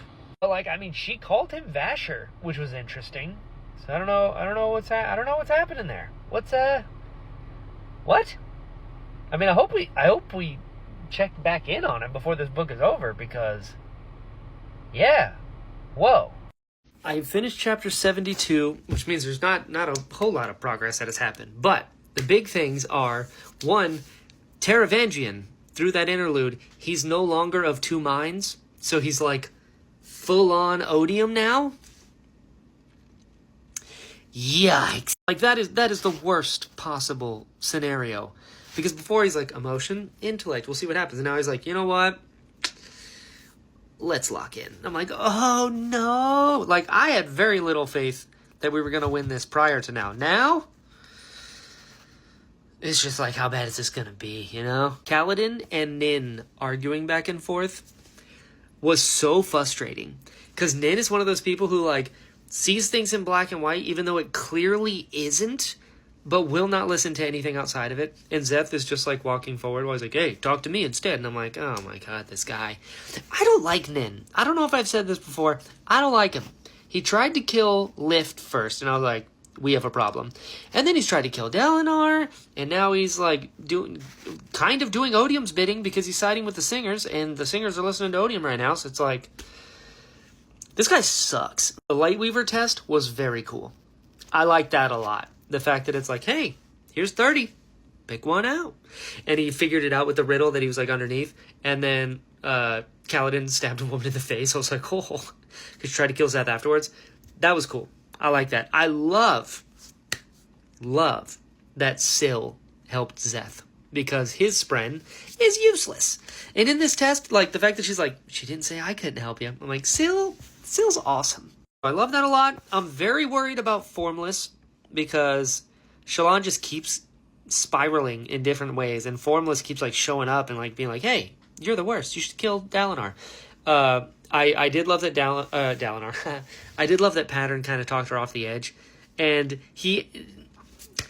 I do not mean this disrespectfully.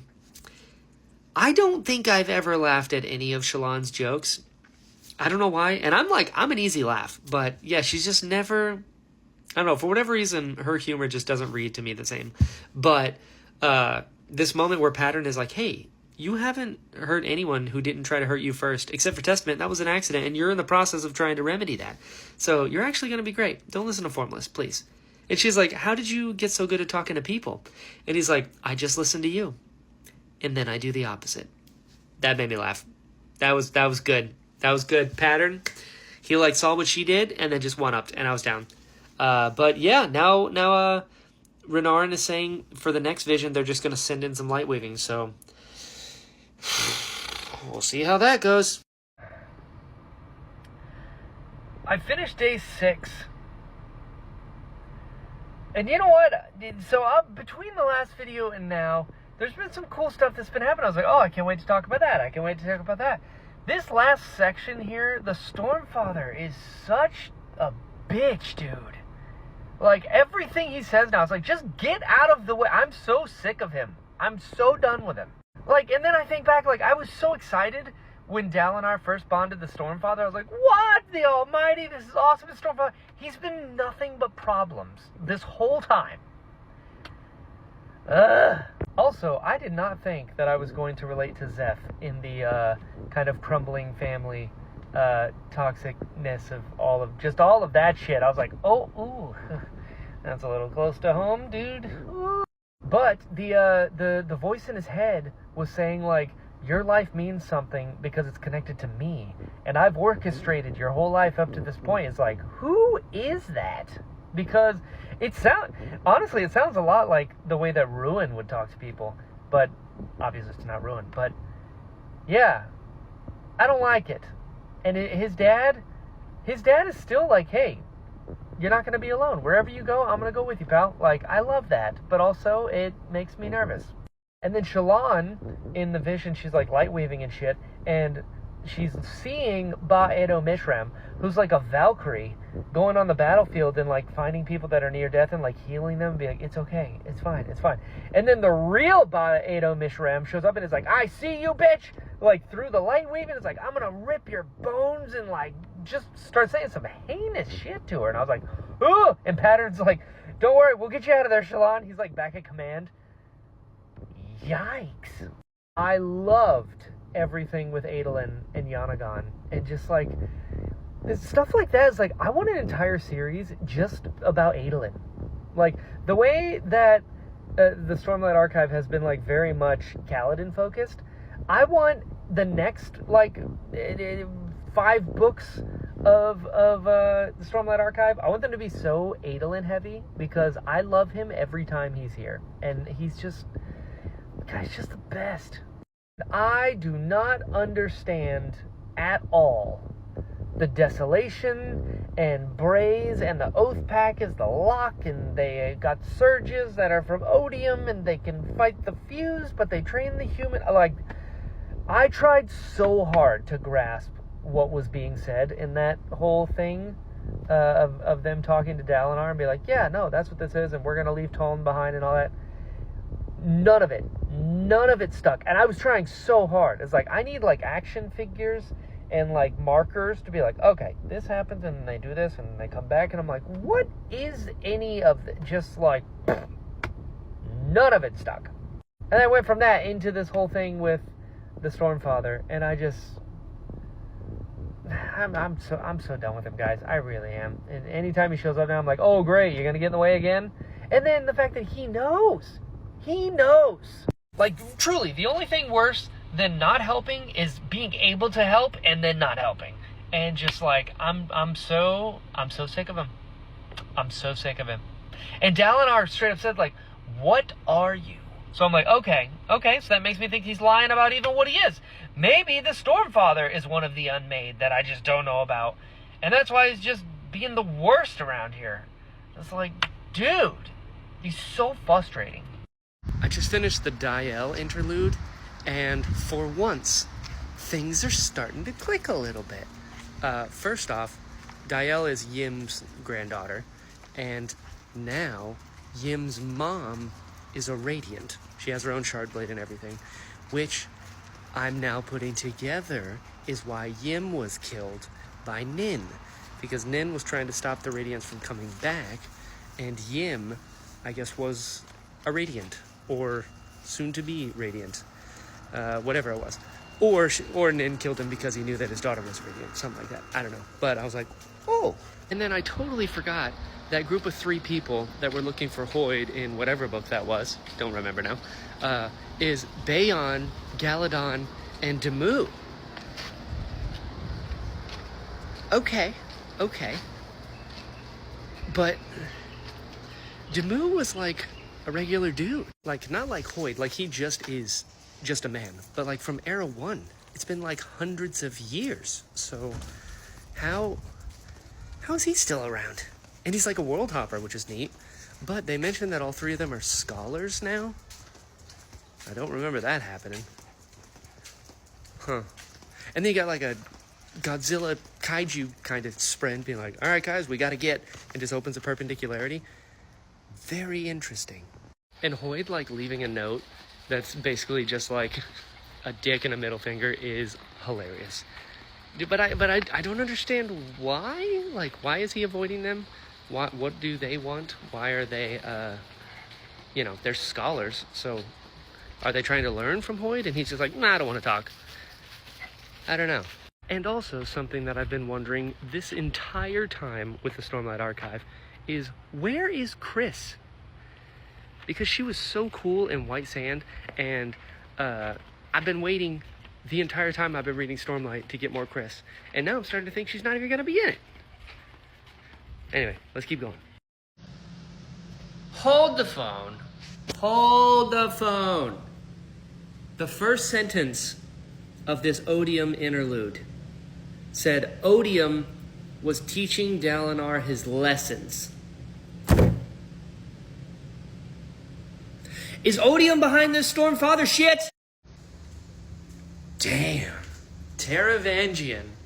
Well, Cultivation showing up and being like, oh, you know what? And she tries to take Carbronth hostage and is like, I got your family, I got your town, stand down, make peace. And he goes, oh, you think I care about literally anything? Kills his whole family and Carbronth, which was his reasoning for doing literally everything. Ooh, no! So I'm on 86 now. I just finished 85. God, so much has happened. So much has happened. It's cranked up. It is cranked up. Moash killed Leighton. Okay. I'm now wondering if the voice in Zeth's head was Cultivation. Because after that Taravangian chapter, would Taravangian be like, you think I care? And just wiped Kharbranth off the map? I'm thinking, like, is the real villain Cultivation? You know? Like, I don't know what any of this... I don't know what's going on. Adolin was fighting a Thunderclast again, and he lost a foot. Okay. The Monarch showed up, or the Unmade, whichever one it is, showed up and sold Taln. And Taln is like, no sword, no weapons, no shirt, just wearing shorts, and they're like, holy shit, it's him. That's a pretty good entrance. That's a pretty good entrance. Except, Adolin wakes up, he's got no foot, he finds a pile of fused bodies, and Taln is like speared by a dozen spears, like holding his corpse up while he's crushing a fused head. And then Ash is nearby, and she's got like 24 wounds, and she's dying too, so they both died. You know, I really wish that wasn't like off screen, especially for Taln, like the most like badass warrior ever. I guess it would have been cool to actually see him, you know, do what he does. So there was that. Dalinar got kissed by a singer, so that was a little wild. That's how that last chapter just ended. In the midst of all this craziness, Renarin and R'Lain, they like each other. I love that. I love that. With everything else going on, all the craziness, Renarin and R'Lain. It's wonderful. It's wonderful. God, I'm like, you know, that was day 7, I think. I think I have one more. Hold on. I'm leaving this in. I'm not cutting this out. I think I have 1 or 2 more. Let me double check. Double checking. Yeah, I got 2 more chapters left to day 7.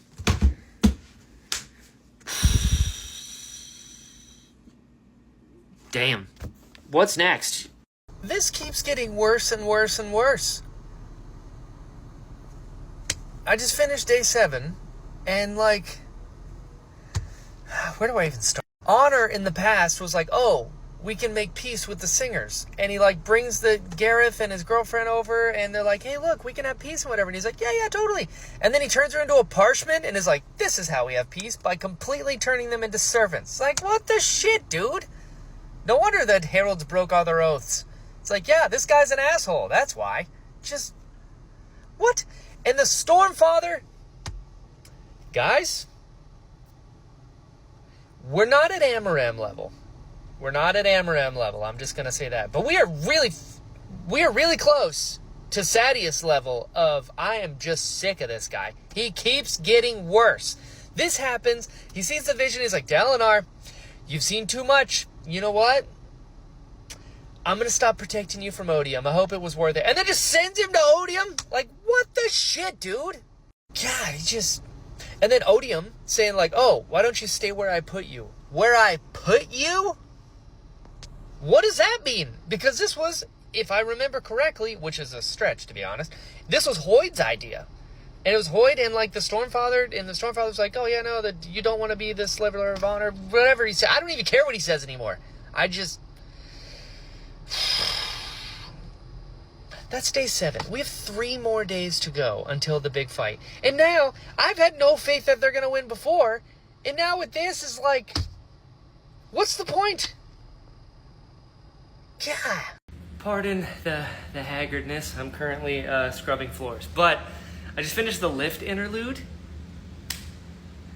I feel like so many of my videos are just how much I love lift. And I'm not going to stop. That was awesome. The fact that she was Navani... eating the soup, I thought it was Wit for some reason, that like he could light weave himself, but it was Lift. And she's like, God, this sucks. And then she found out that her chicken was somewhere. She's like, I gotta save him.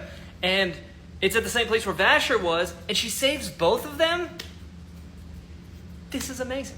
This is so good. And Vasher's like, my God, you are incredible. Like, that is the best, what did he say? It was like, that was the best raw talent I've ever seen. And she's like, oh, really? And he's like, you need to teach her.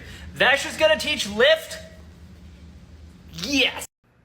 I just finished that Odium interlude, and listen, this is my this is not my problem. This is my fear. I feel like all this stuff that's happening, at the end, Odium's going to be able to convince Dalinar that, like, hey, you know what? How about we trade 1 for 1? Just give up, join me, you'll protect all of Roshar. And Dalinar, the man of honor that he is going to be like, shit, you know what? Just me for the whole planet? I'll make that deal. And I hate it. I hope that doesn't happen. This book is nuts. This book is nuts. I just finished chapter 89. 1, Dalinar seeing him and smacking the shit out of him. That's amazing. Sometimes I wish I could go back in time and smack the shit out of Old Brian, because that dude was a piece of shit. But that was great. That was great. Kaladin going full therapist and be like, so what do you think? How does that make you feel? And Nin's like, yeah, no, it's tough. Wait a second. And then he stops and it's like, so close. That was good. That was good. But this last chapter, Taravangian shows himself to Yasna? Ooh. The problem is, anytime Taravangian does anything, it scares me, because he thought this through. This was not like a random thing of like, you know what, I'm going to show her that it's me now. Like, he knows she's going to tell people, but he like doesn't care, I guess, because he's like, please, I got this shit on lock. Like, I'm so stressed. Real quick, couple things. Nobody's mentioned Zeth's dad in like a while. Like, they said that he died, but then when he asked how or why, we got no answers.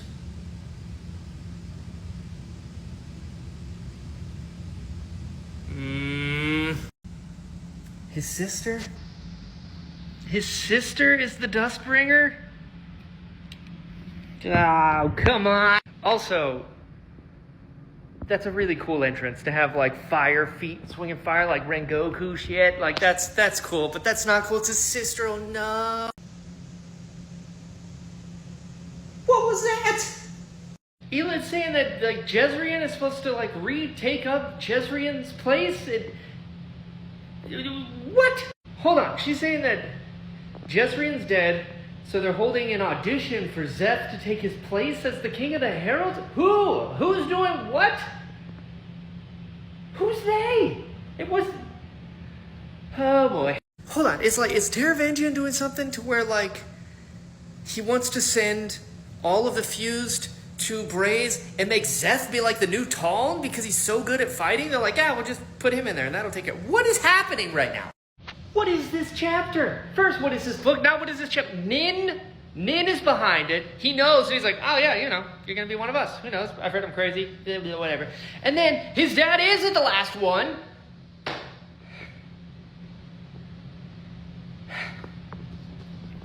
His dad's the last one, and his sister is dead. And he's like, yeah, your dad's dead, so your sister. You're not fighting living people. What the shit is that? What is Nin doing? Is Nin with Odium? Is that what that is? Like... What? I don't even understand what's going on right now. I am so glad that I said Nin sucks in the past, so I got in early, because this dude sucks. I mean, he was chasing down Lift, he heard Lift, and then he killed Yim for, oh, we gotta stop the Radiance. Yeah, good job, dude. And now, Zeth and his dad. His dad was such a good dude, and he was always there. And now you're gonna make him fight him? God, this book is just like turning people into my enemies. Like, we had Amaram at the top, and then it was Sadeas. And outside of those two, it was like, okay, I mean, yeah, everyone else is fine. This book is like, you know what? Let's just add some people. Let's add the Stormfather. Let's add Nin. Let's add just everyone, because why not? This book is too much. This book is too much. I just did the scene where Dalinar goes back to the scene at the end of, I think it was Way of Kings, when he kicks the shit out of Elhokar. Listen, I have done things in my life that were, not the best, but I had the best of intentions because somebody had to do something, and I genuinely didn't see any other way than to do it. Like, I had to act to do something. And that's one of the many ways that I've related to Dalinar. But seeing it this way, and adding Gavinor there to make it way worse. Ooh, that sucks. That sucks. That's not good. That's not good. And now I guess Teravangian's behind it because he's like, oh, I know how to break Dalinar just by... I just finished chapter 92, and Szeth is Wind in Truth? Huh. Something bad's gonna happen to him, isn't it? What? Shallan's mom was a herald? And she's like still alive out there somewhere? And then Shallan's like, oh yeah, I know, she was at my wedding. What? I finished chapter 94, and is Wind in Truth just, let's be mean to Szeth? Is that what this book is? At the end of the day, we're like, how can we continue to just hurt Szeth? This kid that liked dancing to music and hugging sheep. How do we wreck him? Is that what this book is? Huh? Because this whole time, he hears a voice in his head, and he's like, oh, okay, well, I'm gonna trust it. And he trusted it implicitly. And then he meets with the other, herald, honor bearers, whatever they're called now, and they're like, oh, you heard the voice. Okay, cool. Yeah. And then he meets it. And it's an unmade, and it's got live Spren, like, nailed to the walls, which I don't remember where, but it wasn't in Shadesmar, because they pulled him out of Shadesmar, I imagine, but I've seen this before. There was, like, a tent, and then, like, Shallan, maybe, or Adolin, somebody, so much has happened, I don't even remember now, but I've seen this before, where somebody pulled Spren out of Shadesmar into the real world still alive, to, like, study them or whatever. So my memory is not allowing me to make this connection, but I've seen this before. They weren't alive, though, that's way worse. And he's like, yeah, I just want people to know. I'm like, holy shit. So now it's like, damn, he's not even truthless yet. So they're probably going to call him truthless because he goes out and tells the truth, and they're like, that can't be true. You know what? You're truthless. Get. Which just is so shitty, dude. Poor guy. I am halfway through chapter 99, and I think I've realized something, but we're going to stick a pin in that for a second. 1, Adolin has a peg leg now. Never in a million years would I have thought that was an option. I hope someone gets to him soon, because that man needs his foot back, but, ooh, that sucks. Szeth's Spren, basically saying, like, yeah, we've been planning for you to be a herald for, like, a super long time, but I'm going to go with you, and take on some of the pain as well. I don't want Szeth to be a herald, because that sounds like the worst deal ever. And then we go to Shallan. She goes into a memory of her wedding. And Kaladin gave her boots for a wedding gift, which is incredible. And Kaladin gave Adolin a sword. But I guess, like, over almost 50 people also gave him swords. But he wore Kaladin's to the entrance. I love that. That's good. But Shallan's mom, Shallan follows her into a room and, like, kind of confronts her. And she pulls, like, a Lady Stoneheart and starts, like, clawing up her own face. And I was like, ooh, no. And Shallan, like, forgives her and gets some closure, which I think is cool. I love that. But she immediately is like, oh, shit, they're here. And it's like, what? What are you talking about? And she's like, don't trust any of us except for Taln. And I was like, what is happening? And that was her now in the vision. So what does that mean? Oh my god. But the thing that I realized, so the vision with Dalinar seeing his old self kicking Elhokar in the chest and was like, hey, you need to be better about this, blah, blah, blah, blah. Hold on. Now, granted, this might just be me trying to cope with everything that's happening, but Dalinar did that. There might have been, a different way to do it, but he did have good intentions for, the kingdom and everything by doing it, because Elhokar was just being a shitty king. Somebody had to tell him was what. But this is happening at the time that Odium, Teravangian, is trying to turn Dalinar into, he's trying to make Dalinar question himself and be like, actually, you were always bad. Look, and you're still bad. Now I'm always like, wait a second, hold on. Is he trying to get in Dalinar's head to make him think that he's still a piece of shit? Or is that Dalinar putting that on himself, watching his old actions and being like, ooh, man, yeah, I should have handled that better. I feel like there's something else at work here that's trying to turn Dalinar against Dalinar and trying to turn me against me and Dalinar, me and Dalinar. I don't know. All right, I finished day 8 and the interludes. Let's catch up. Dalinar being sent into the vision where he's in the same room that Evie was in the rift that he burned alive, and he immediately, like, knows what he's about to do, and, like, ooh, that's rough. That is rough. Then him running out and punching Sadeas in the face so hard that his shard plate helmet breaks off his fist. I like that. Then Dalinar finds out that Taravangian is the new Odium, and he's like, oh, this is literally the worst case scenario. I was like, I know! There was that, and I guess, like, was Odium keeping the Stormfather hostage? Because, yikes. And then we got this Rissyn interlude, and Hoid showed up as Dalinar was like, everyone leave. And then it's Hoid. Hoid is also a Dawn Shard? And they were, like, about to come together, and he's like, nope. And he's like, we will never meet again, because this can't happen. And the Sleepless were like, wait a second, you had the Dawn Shard and you gave it up. And he's like, yeah, I kind of picked it back up. And they're like, what? Hoid just keeps me on my toes, and I don't think I like it. It is pretty cool that the Sleepless call him the Myth Walker. That's a pretty cool name, I'm not gonna lie. And then this last Odium interlude, he says that he can't see Dalinar anymore. And I guess, like, the Stormfather is going to show Dalinar, like, the truth of honor or whatever.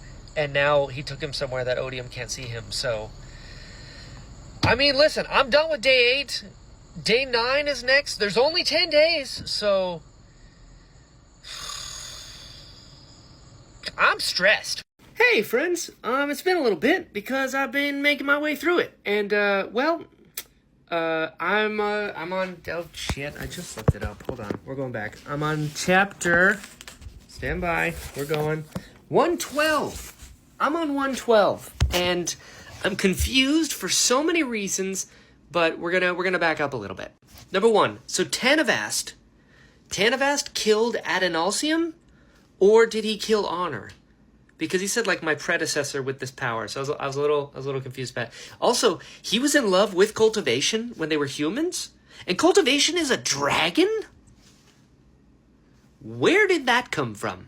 Are they all dragons? Are there different kinds of dragons? Cultivation's a dragon, but he's not a dragon? Like, and, like, dragon, like dragon? Or, like, does that mean something else here? So that was one. They betrayed Adonalcium. Who's they? Is it like all of the shards, like the current shard holders, vessels? They betrayed Adonalcium? And I guess used Dawn shards to split them? I'm real confused about that. And then this whole bit with Nin versus Szeth, and then Szeth is like, I don't want to do this, and Nin's like, well, too bad. And then Kaladin jumped in? I like that. I like that Kaladin's like, do you want me to help? And Szeth is like, yes, please. And he's like, cool, bam, let's do it. I like that. Syl be like, have we ever fought anyone so annoying? And Kaladin's like, Amarim. She's like, oh yeah, that guy's a tool. Which, that was great. I love that. And then Nin saying the only person to ever defeat him in single combat was Lift. You guys know I love that. And the fact that, and then Kaladin's response was, please tell me she didn't use the fork. And he's like, no. She like broke his mind. And then Kaladin's like, oh shit. And then Kaladin mentally breaks Nin with the story of the Wandersail from Hoid. And Nin broke. But then Nin also had a Sprin. Because it said his Sprin showed up and then just like disappeared. So do all the Heralds also have Sprin? Like, do they work the same way that like Shard Bearers do? I'm confused by that. And then the back and forth between Szeth going from like monastery to monastery, fighting all these people, but then also doing it currently with Kaladin going from monastery to monastery is confusing as shit. Like, the chapter I just finished, Szeth's dad is the bondsmith. And he's like, oh, I have answers now. And like, Szeth, I know why I followed you. But That was a flashback. And Zeth, like, got an entire army together in Shinovar and was like, these people, they're following an unmade. We got to stop them. But now, in the future, he's, like, killing everybody and just putting their swords in a backpack. So, I'm all over the place. I don't know what's happening. But, I mean, we're getting there, guys. And I'm terrified. Also, I am an idiot. I just now put it together. Because a bunch of people keep saying Tall never broke. Tall never broke. And I'm like, okay, yeah, totally. Yeah, never broke. Yeah, totally. It just now clicked that Tall never broke. The reason this shit is happening is because Shallan killed her mom. And her mom died and then went back. And her mom restarted the clock. So all they needed was a herald to die.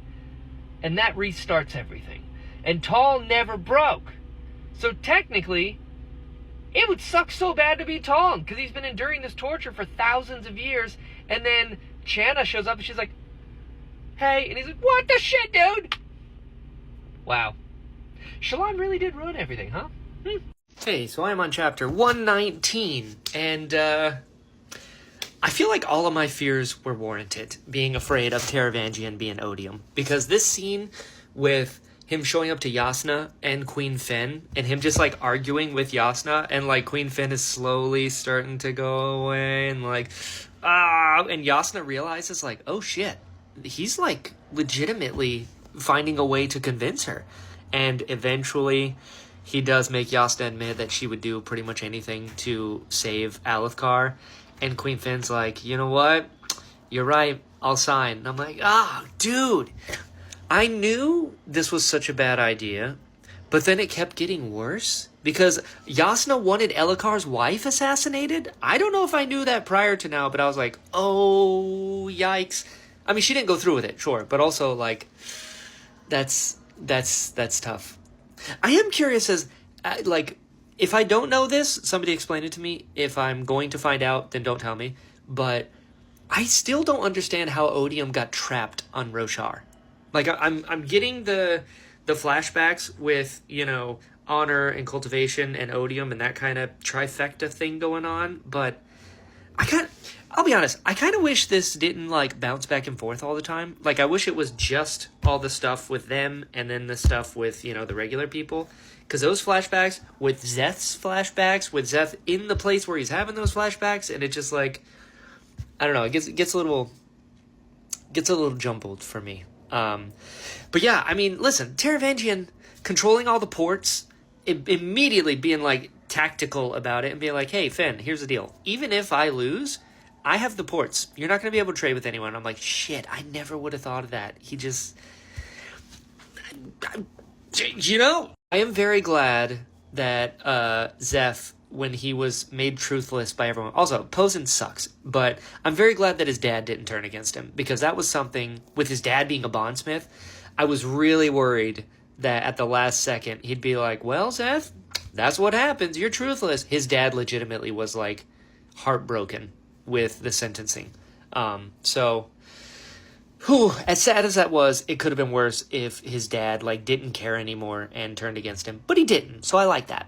Sigzil flying off, and then Moash's Fabrial going off, and then he falls 30 feet and, like, breaks his legs and, like, paralyzes himself, basically. Oh, and then he was going to kill his spren, and Sigzil was like, shit, and he renounced his oath. Oof. That sucks. I felt so bad for his spren. He, like, made a Deadeye, but, like, to protect her, hoping that Adolin's right and that maybe there's something they can do to reverse the Deadeye-ness, but, like, that shit sucked.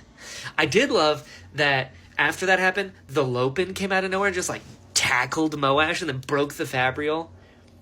That was awesome. And he had his cool, like, you know, I've got all my cousins here, and then Bridge 4 showed up and Moash ran like a bitch. That was good.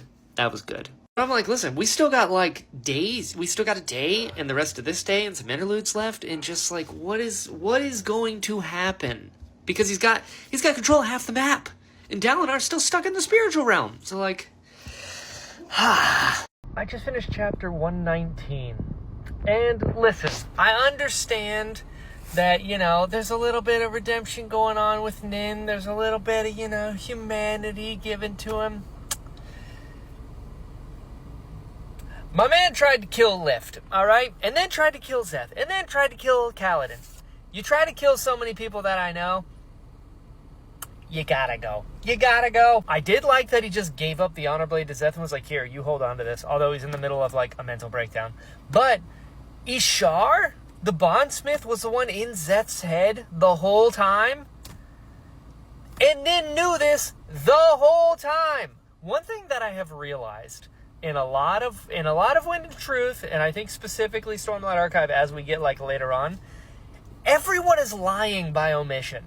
It's they're not outwardly lying, but they know so much and they're not saying anything. And they know it.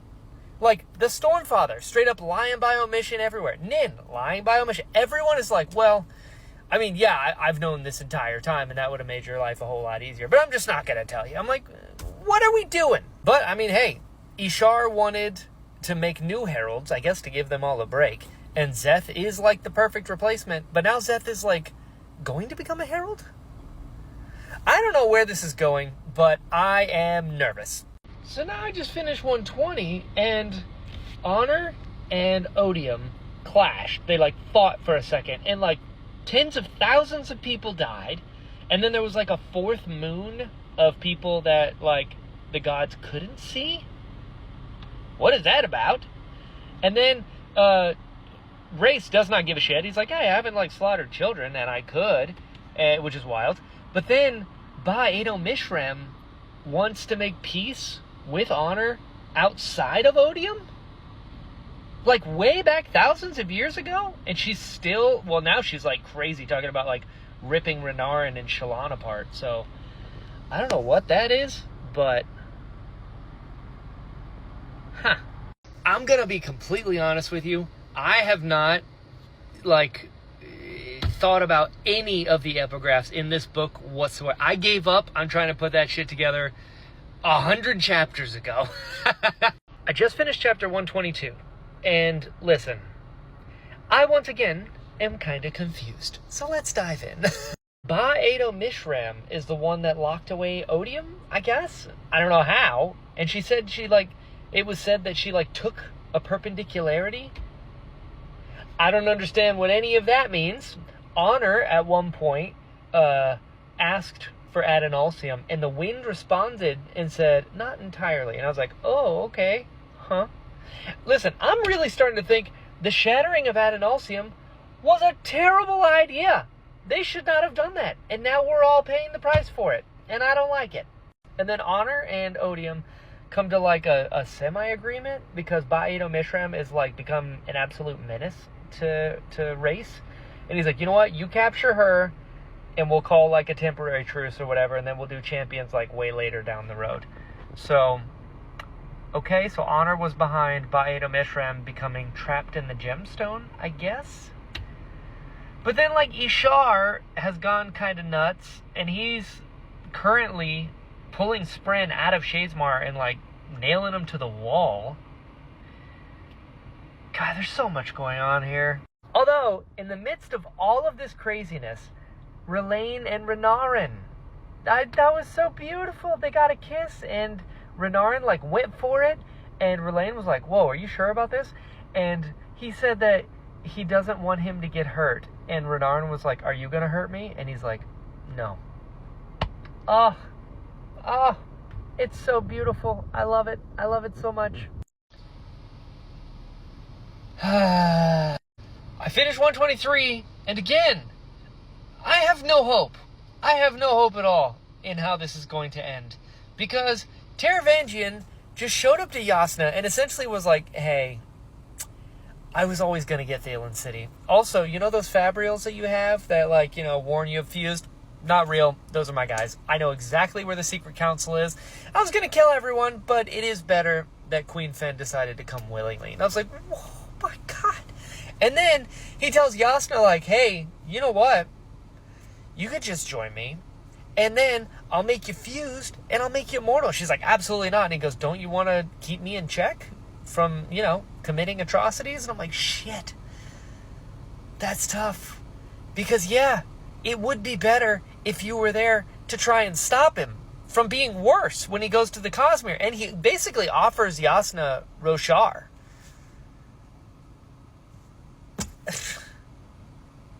I don't know where we go from here.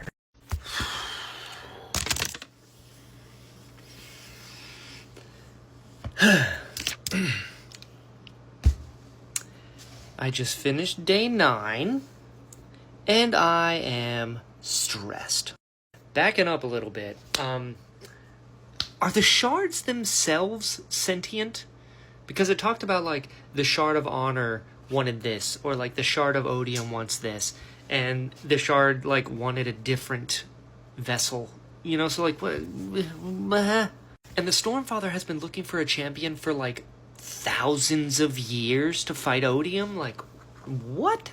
And then Hoyd mentioned that he still has a contact on Yolen, which was, like, the planet that either Adonalsium was shattered on, or where, like, the people who did the shattering are from.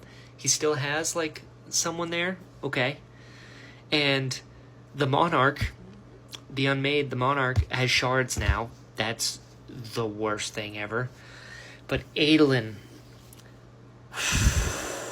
that was close. That was close. Adolin almost died.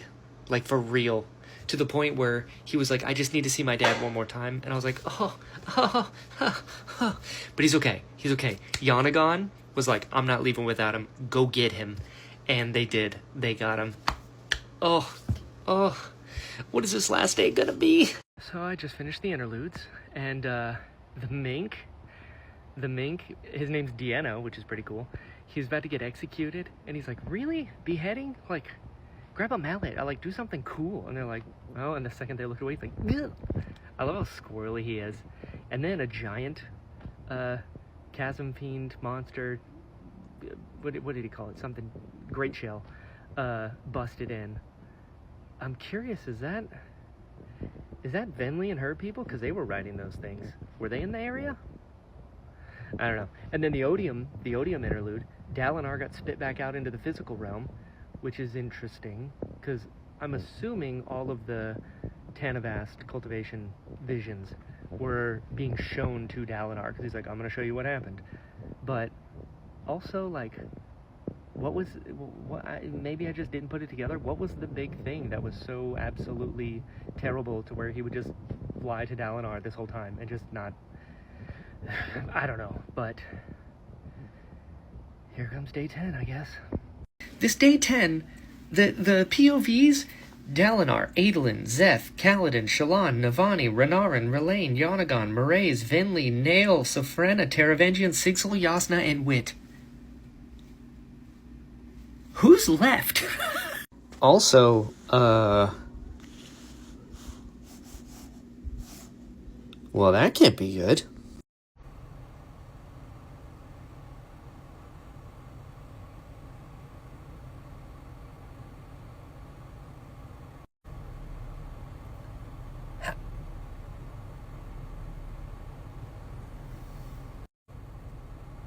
Elokar? How? There's no way. There's no... And he had Oathbringer. But...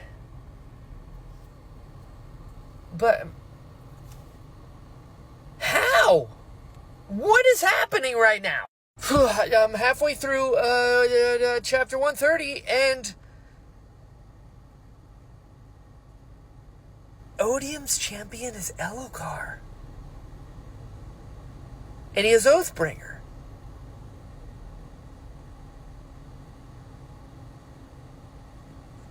What? Also, Zeph is fighting all 6 honor bearers by himself, and Adolin is locked in a room with the Monarch, who has his shard plate and no blade because there's aluminum in the walls, and Maya can't get summoned in there, and he's got a peg leg.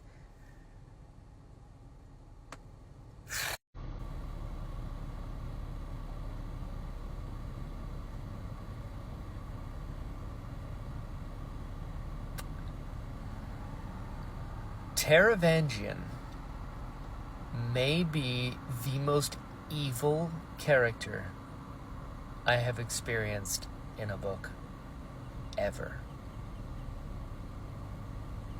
Holy shit. It's Gavinor? And he hates him? How? Like, how? I don't understand. I get that he switched him out with Navani, so Navani didn't realize. But like, it's only been days in like the real world, in the current time. Like, I understand that Dalinar was still in the spiritual realm, but Gavinor wasn't. And it's been 20 years.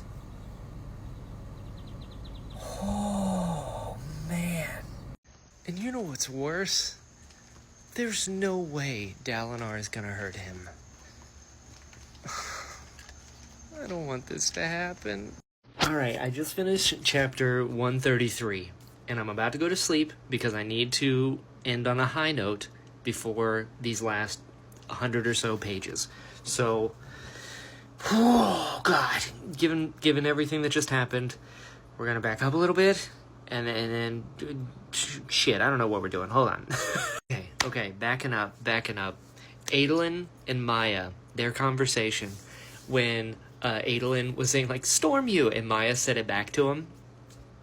I love that. Fantastic.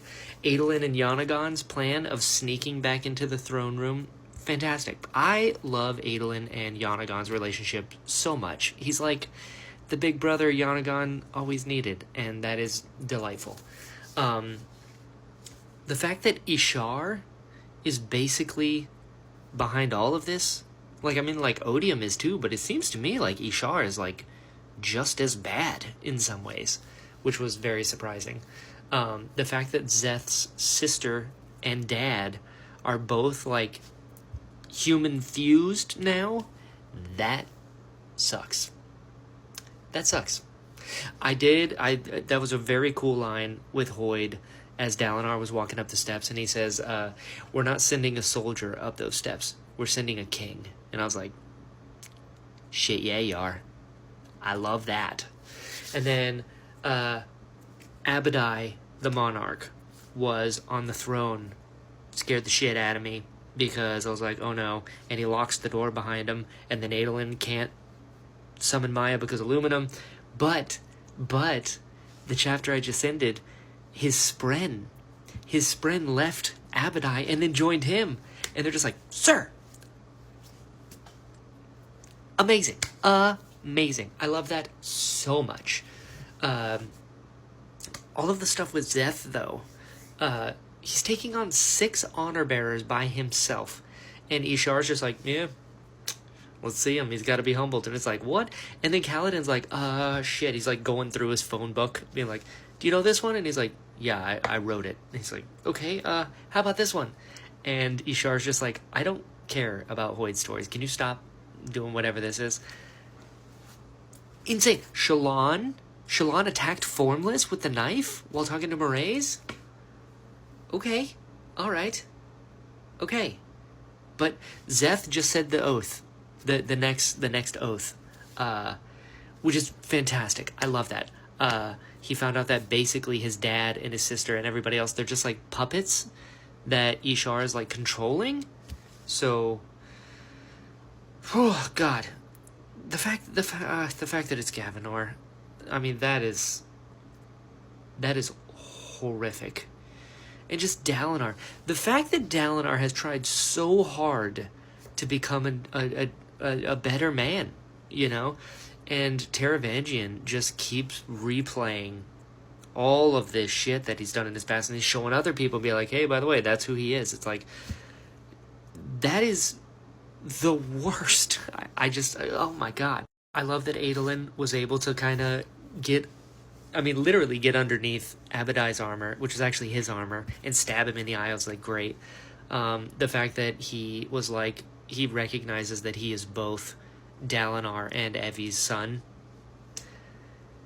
I mean, you guys are right. Adolin just keeps getting better and better and better. And the fact that Adolin's armor left Abadai and is now on Adolin, and it like worked around his peg leg, which is awesome.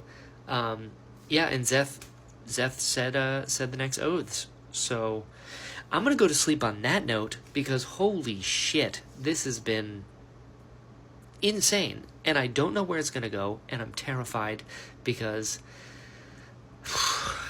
the new Dalinar, he's not gonna hurt Gavinor like more, which means I feel like he's just gonna let Gavinor kill him for. I don't want that. I don't want that. So, we're not gonna think about that. We're going to go to sleep with thoughts of Adolin's armor leaving Abadai and joining Adolin, and Zeth becoming the law.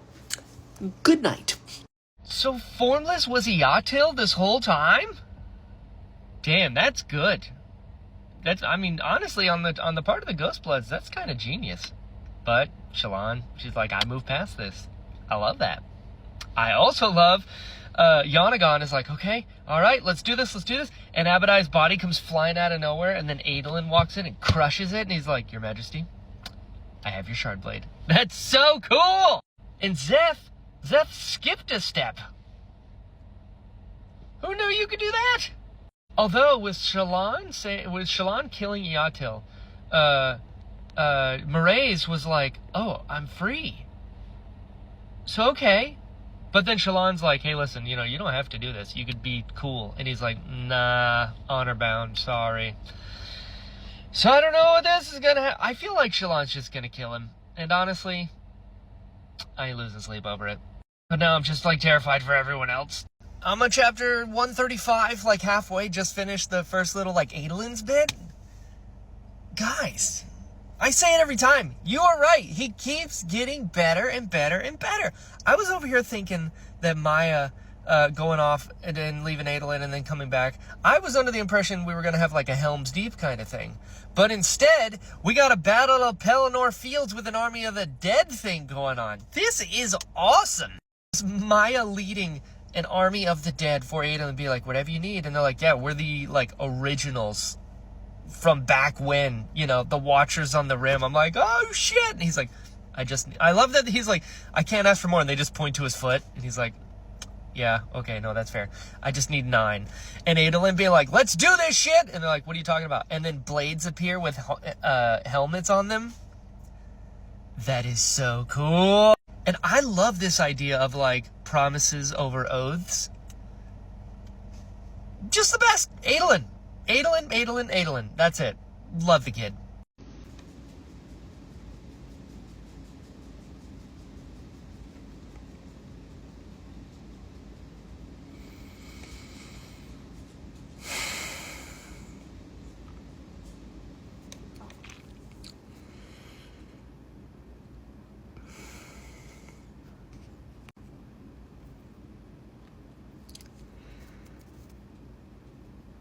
I'm on chapter 144.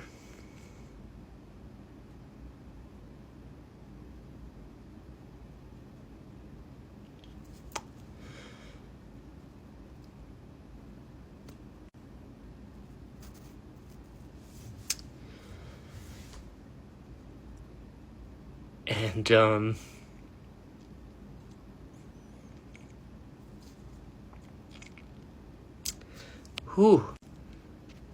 I did not believe the wind the first time that she said it.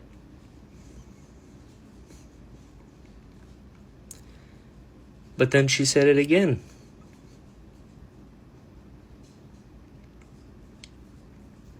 And no,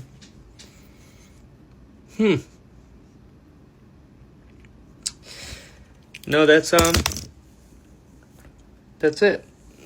That's the video. I got nothing else. Yeah. Yep. And he saved Gavinor too.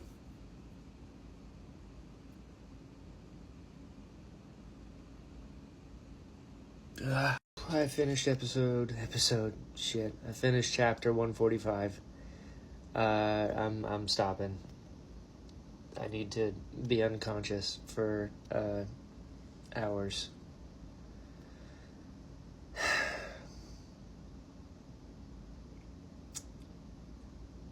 God, this is a lot.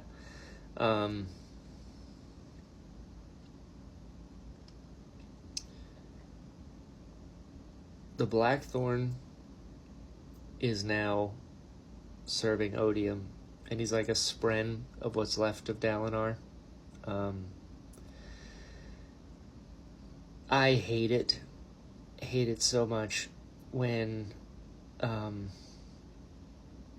shows or movies or media take someone who's genuinely trying their best and was flawed and all these other things, and then they go out sacrificing themselves for the greater good or whatever, and then they're sometimes literally, sometimes, metaphorically, spiritually, whatever, are brought back to life and then made into like the villain to kind of tarnish their memory and shit like that.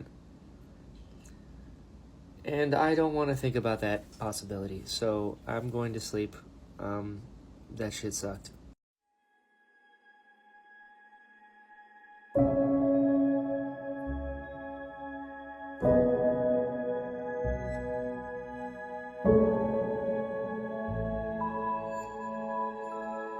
Alright, I have finished Wind and Truth. I did not make a whole lot of videos during the Sanderlanche because I was... well, you saw it. You know what I was. Anyway, this is going to be going through some moments because I did take notes as it was happening. And this is going to be a long one. So, spoilers for Wind and Truth, Sanderlanche. Here we go. And obviously, I'm going to be bouncing around because I just got a shit ton.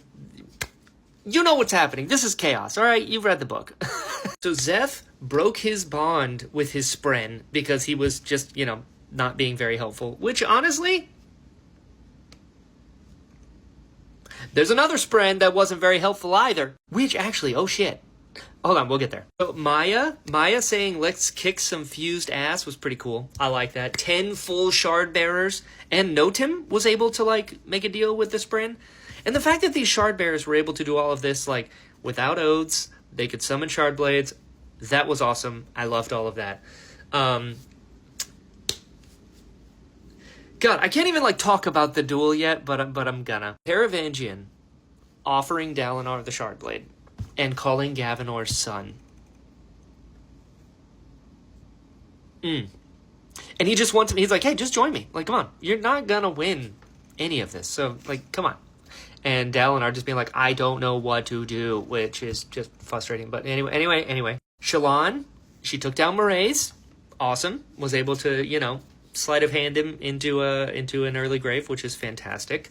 El is also a Radiant. I don't remember if I knew that or if I forgot. Either way, it doesn't matter. Ishar, straight up, torturing everybody in the room with his, power of despair, I guess, was pretty wild. When he said to Kaladin, when Kaladin stood up, and he's like, what are you? Are you Szeth's spren, his god? And Kaladin's like, no, I'm his therapist. And he's like, what is that? And Kaladin's like, honestly, I have no idea. That made me laugh. That was good.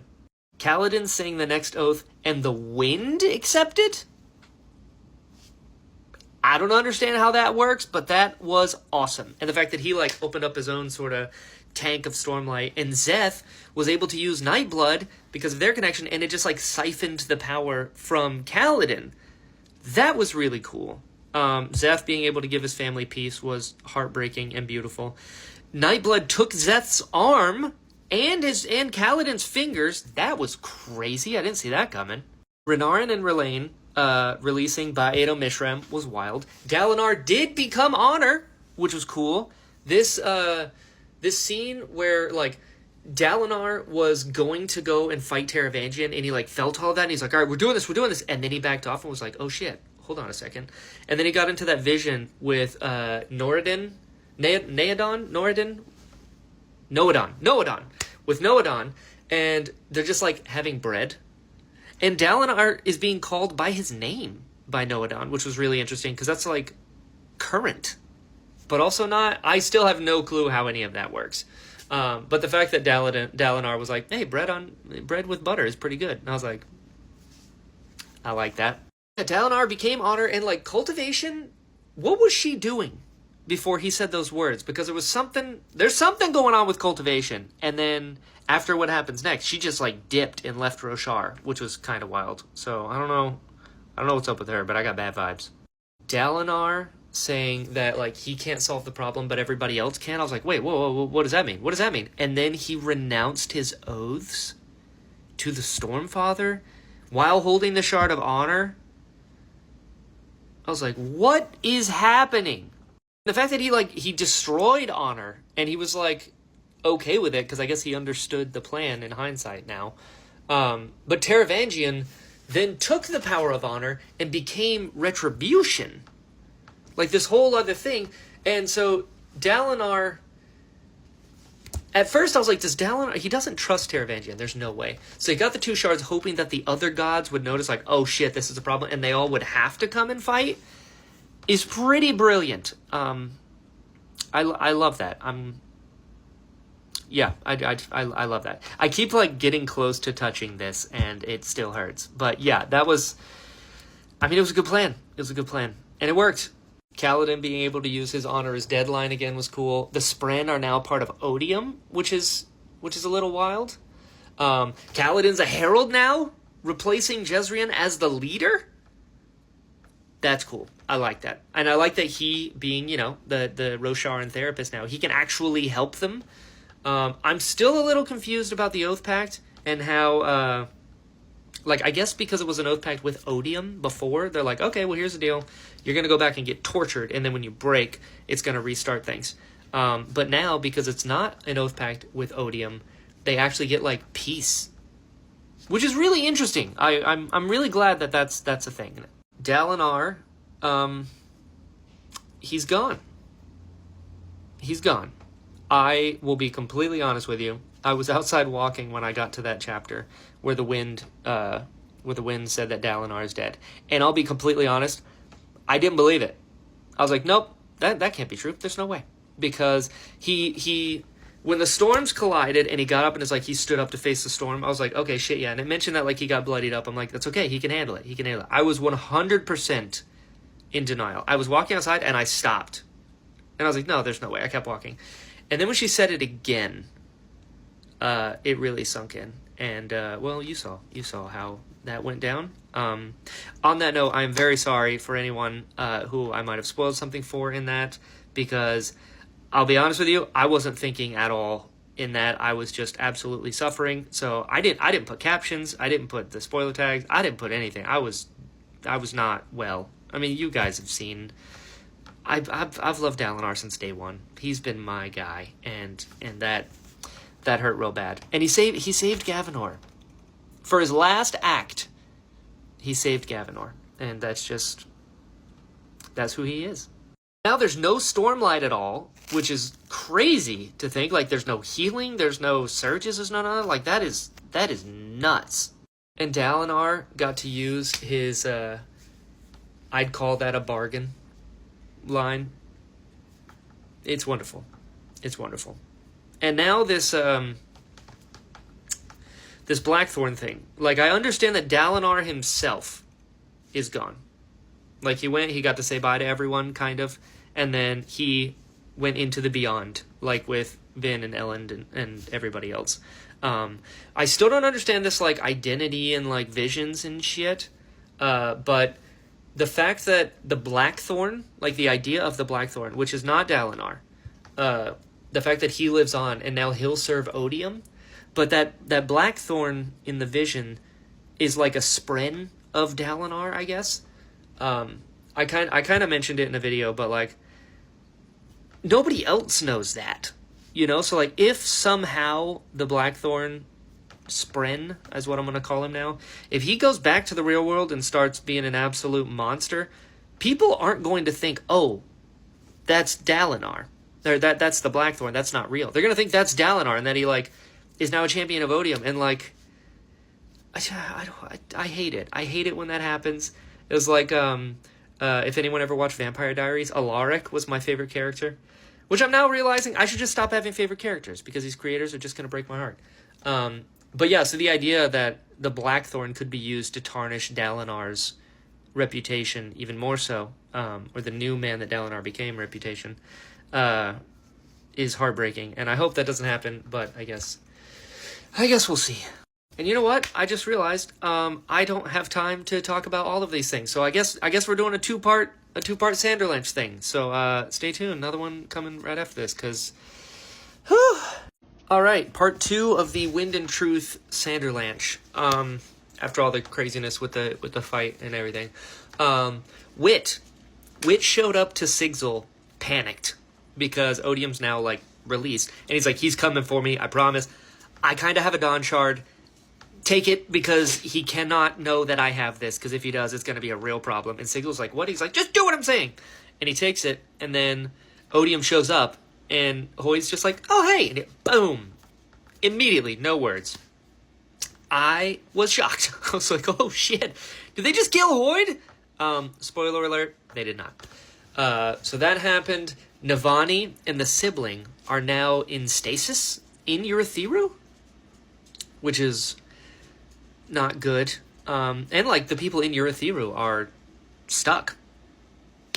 And other people are stuck, which we'll get to. Renarin speaking to the other high princes over his father's body was heartbreaking and real sad. And yeah, that one hurt. That one hurt. In the epigraph of the last one, Zeth has a wife now, which is cool. I'm glad that he found someone who loves him and that he loves him in return, I assume. That was good. Wit wakes up in Elendel. I'm assuming that's Elendel because he's like, it's a place with firearms and shit. And I was like, oh. He wakes up in Elendel with an Elantrian, which is kind of wild. Did not see that coming or understand it at all. And he also mentioned that he went into the meditative realm of the dragons.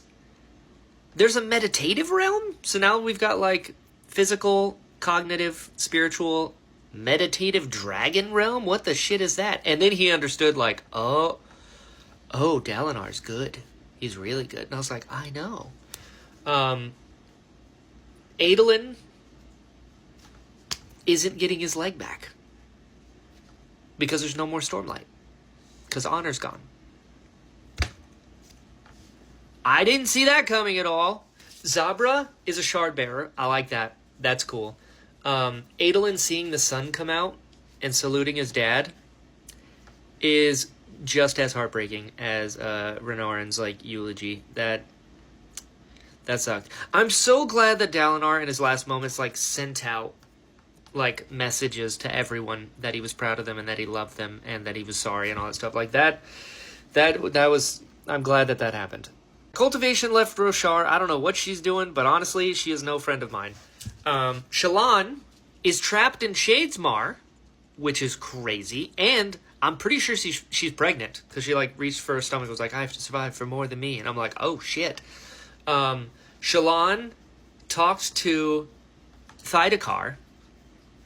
You know what? We're this far into the videos now. Shallan talked to Kelsier. I'm just saying it. You know, if we're here, right? It's 3+ minutes into a second Sanderlanche video. It's Kelsier. She talked to him and basically was like, hey, can I keep the Sion? And he's like, yeah, might as well. Things are so bad right now and you don't matter anymore. Which is wild because I'm still not 100% sure what the plan there is with the Ghostbloods. Like, I get that they were trying to get by, Mishram, I guess. Anyway, that's for future Brian to think about. Sigzil took the Dawn Shard, and he ran into Zeth Spren. That was cool. The time difference between Roshar and everywhere else is insane. Like, why would you do that, Brandon Sanderson? How do you keep track? Like, I understand and now they're like in a time bubble now because of Retribution. So that's pretty wild. Speaking of wild, Taravangian didn't actually destroy Kharbranth. He pulled a like switcheroo in the sense that he created a Kharbranth in the spiritual realm and actually saved everyone and just moved them there while Cultivation like wiped the place off the map. And he just like lied to everyone. They're like, oh no, this is like a thing. There was a disease and now you're good, like whatever. And he gets to like hang out on his throne with his grandkids and his family. And I hate him so much. I hate him so much. Then Hoyd said that like he's on Scadrial now, which Era 2, because they mentioned like the Ladrian household and all that, and he's applying for a coachman job, which is interesting. So the Era 2 stuff in the Lost Metal specifically takes place after Wind and Truth, which is crazy. But he's going to try to find Valor, which I don't know who that is. I'm guessing it's another shard bearer, or shard, I guess. But also, like, what's he going to do? And also, where is he? How's he going to get to him? I don't know. The Oath Pact is good now. I think I mentioned it in the last video that, like, I guess the Oath Pact was bad before, if I'm understanding correctly, because it was made with odium, and they're like, hey, if you're going to trap me here, I'm going to torture you, and we're just going to keep this shit rolling. But now, it's, like, peaceful and nice, and time's weird, and Kaladin gets to give, like, group therapy to all the heralds, which is pretty cool. Although, couple other things. Number one, for the epilogue, who is that? That face there, because it's a woman, and like, I mean, I can't see that well, but or it's not a woman, and it's Kaladin because it's long hair, and I see the like brand on the forehead. I think my vision is not that good, but this was a Hoyd chapter, so I don't know who that is or why. Also, this end note where it just says trusted words, known words, renounce once. Renounce words known, words trusted once. What is that?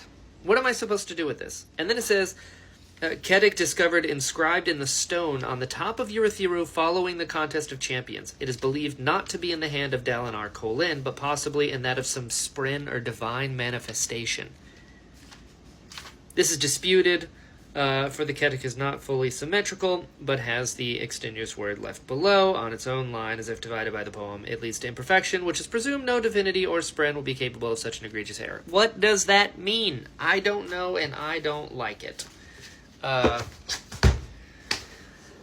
Yeah, I did it. I'd like to say I survived, but I don't know. Time will tell, I guess. But yeah, that was the Sanderlanche, and now look for the next video, which is going to be the full review, and who knows what that's going to be. But here we go. Okay, I have officially finished Wind and Truth by Brandon Sanderson, and in so doing, I've completed the first arc of the Stormlight Archive. So, let's talk about it. First things first, this book was relentless. It was so much happening, so much going on. It was very hard to keep track of sometimes because everything is just on fire, sometimes literally. But that said, I really liked it. I really did. If I have time, I'll give you a little ranking at the end because I know how people like those. But this was a nonstop roller coaster. I had people explain to me that like, oh well, be careful. This whole book is a Sanderlanche. They're absolutely right. And I looked it up. It took me just over 4 months to read all of the Stormlight Archive because I started Way of Kings May 14th, and it is currently September 21st. So. Whew. At the top, the book starts out with more proof that Gavilar is a piece of shit. But these characters, to go from how they were in the Way of Kings to where they ended in Wind and Truth is absolutely wild. So, I mean, just kind of going down character stuff. Adolin. That guy is the best. Like, some of his moments in this book, like him being reunited kind of with the spren spirit of his horse, I thought was beautiful. The fact that he volunteered to go to Aesir and fight that whole battle and everything that happened there. Him and Yanagon, their relationship is honestly one of my favorite things about this book. I loved every part of it. It like, just Adolin being this kind of, this big brother to this emperor. I loved it. I loved it. The Unoathed, as the founder of the Unbalanced, that tickled my heart a little bit. I like that a lot. But then he ends the book losing a foot to a thunderclast, which is insane. But the Spren, you know, when his shard plate came back, that moment of him fighting the Monarch was so good. The fact that it went around like his peg leg and stuff is just wild to me.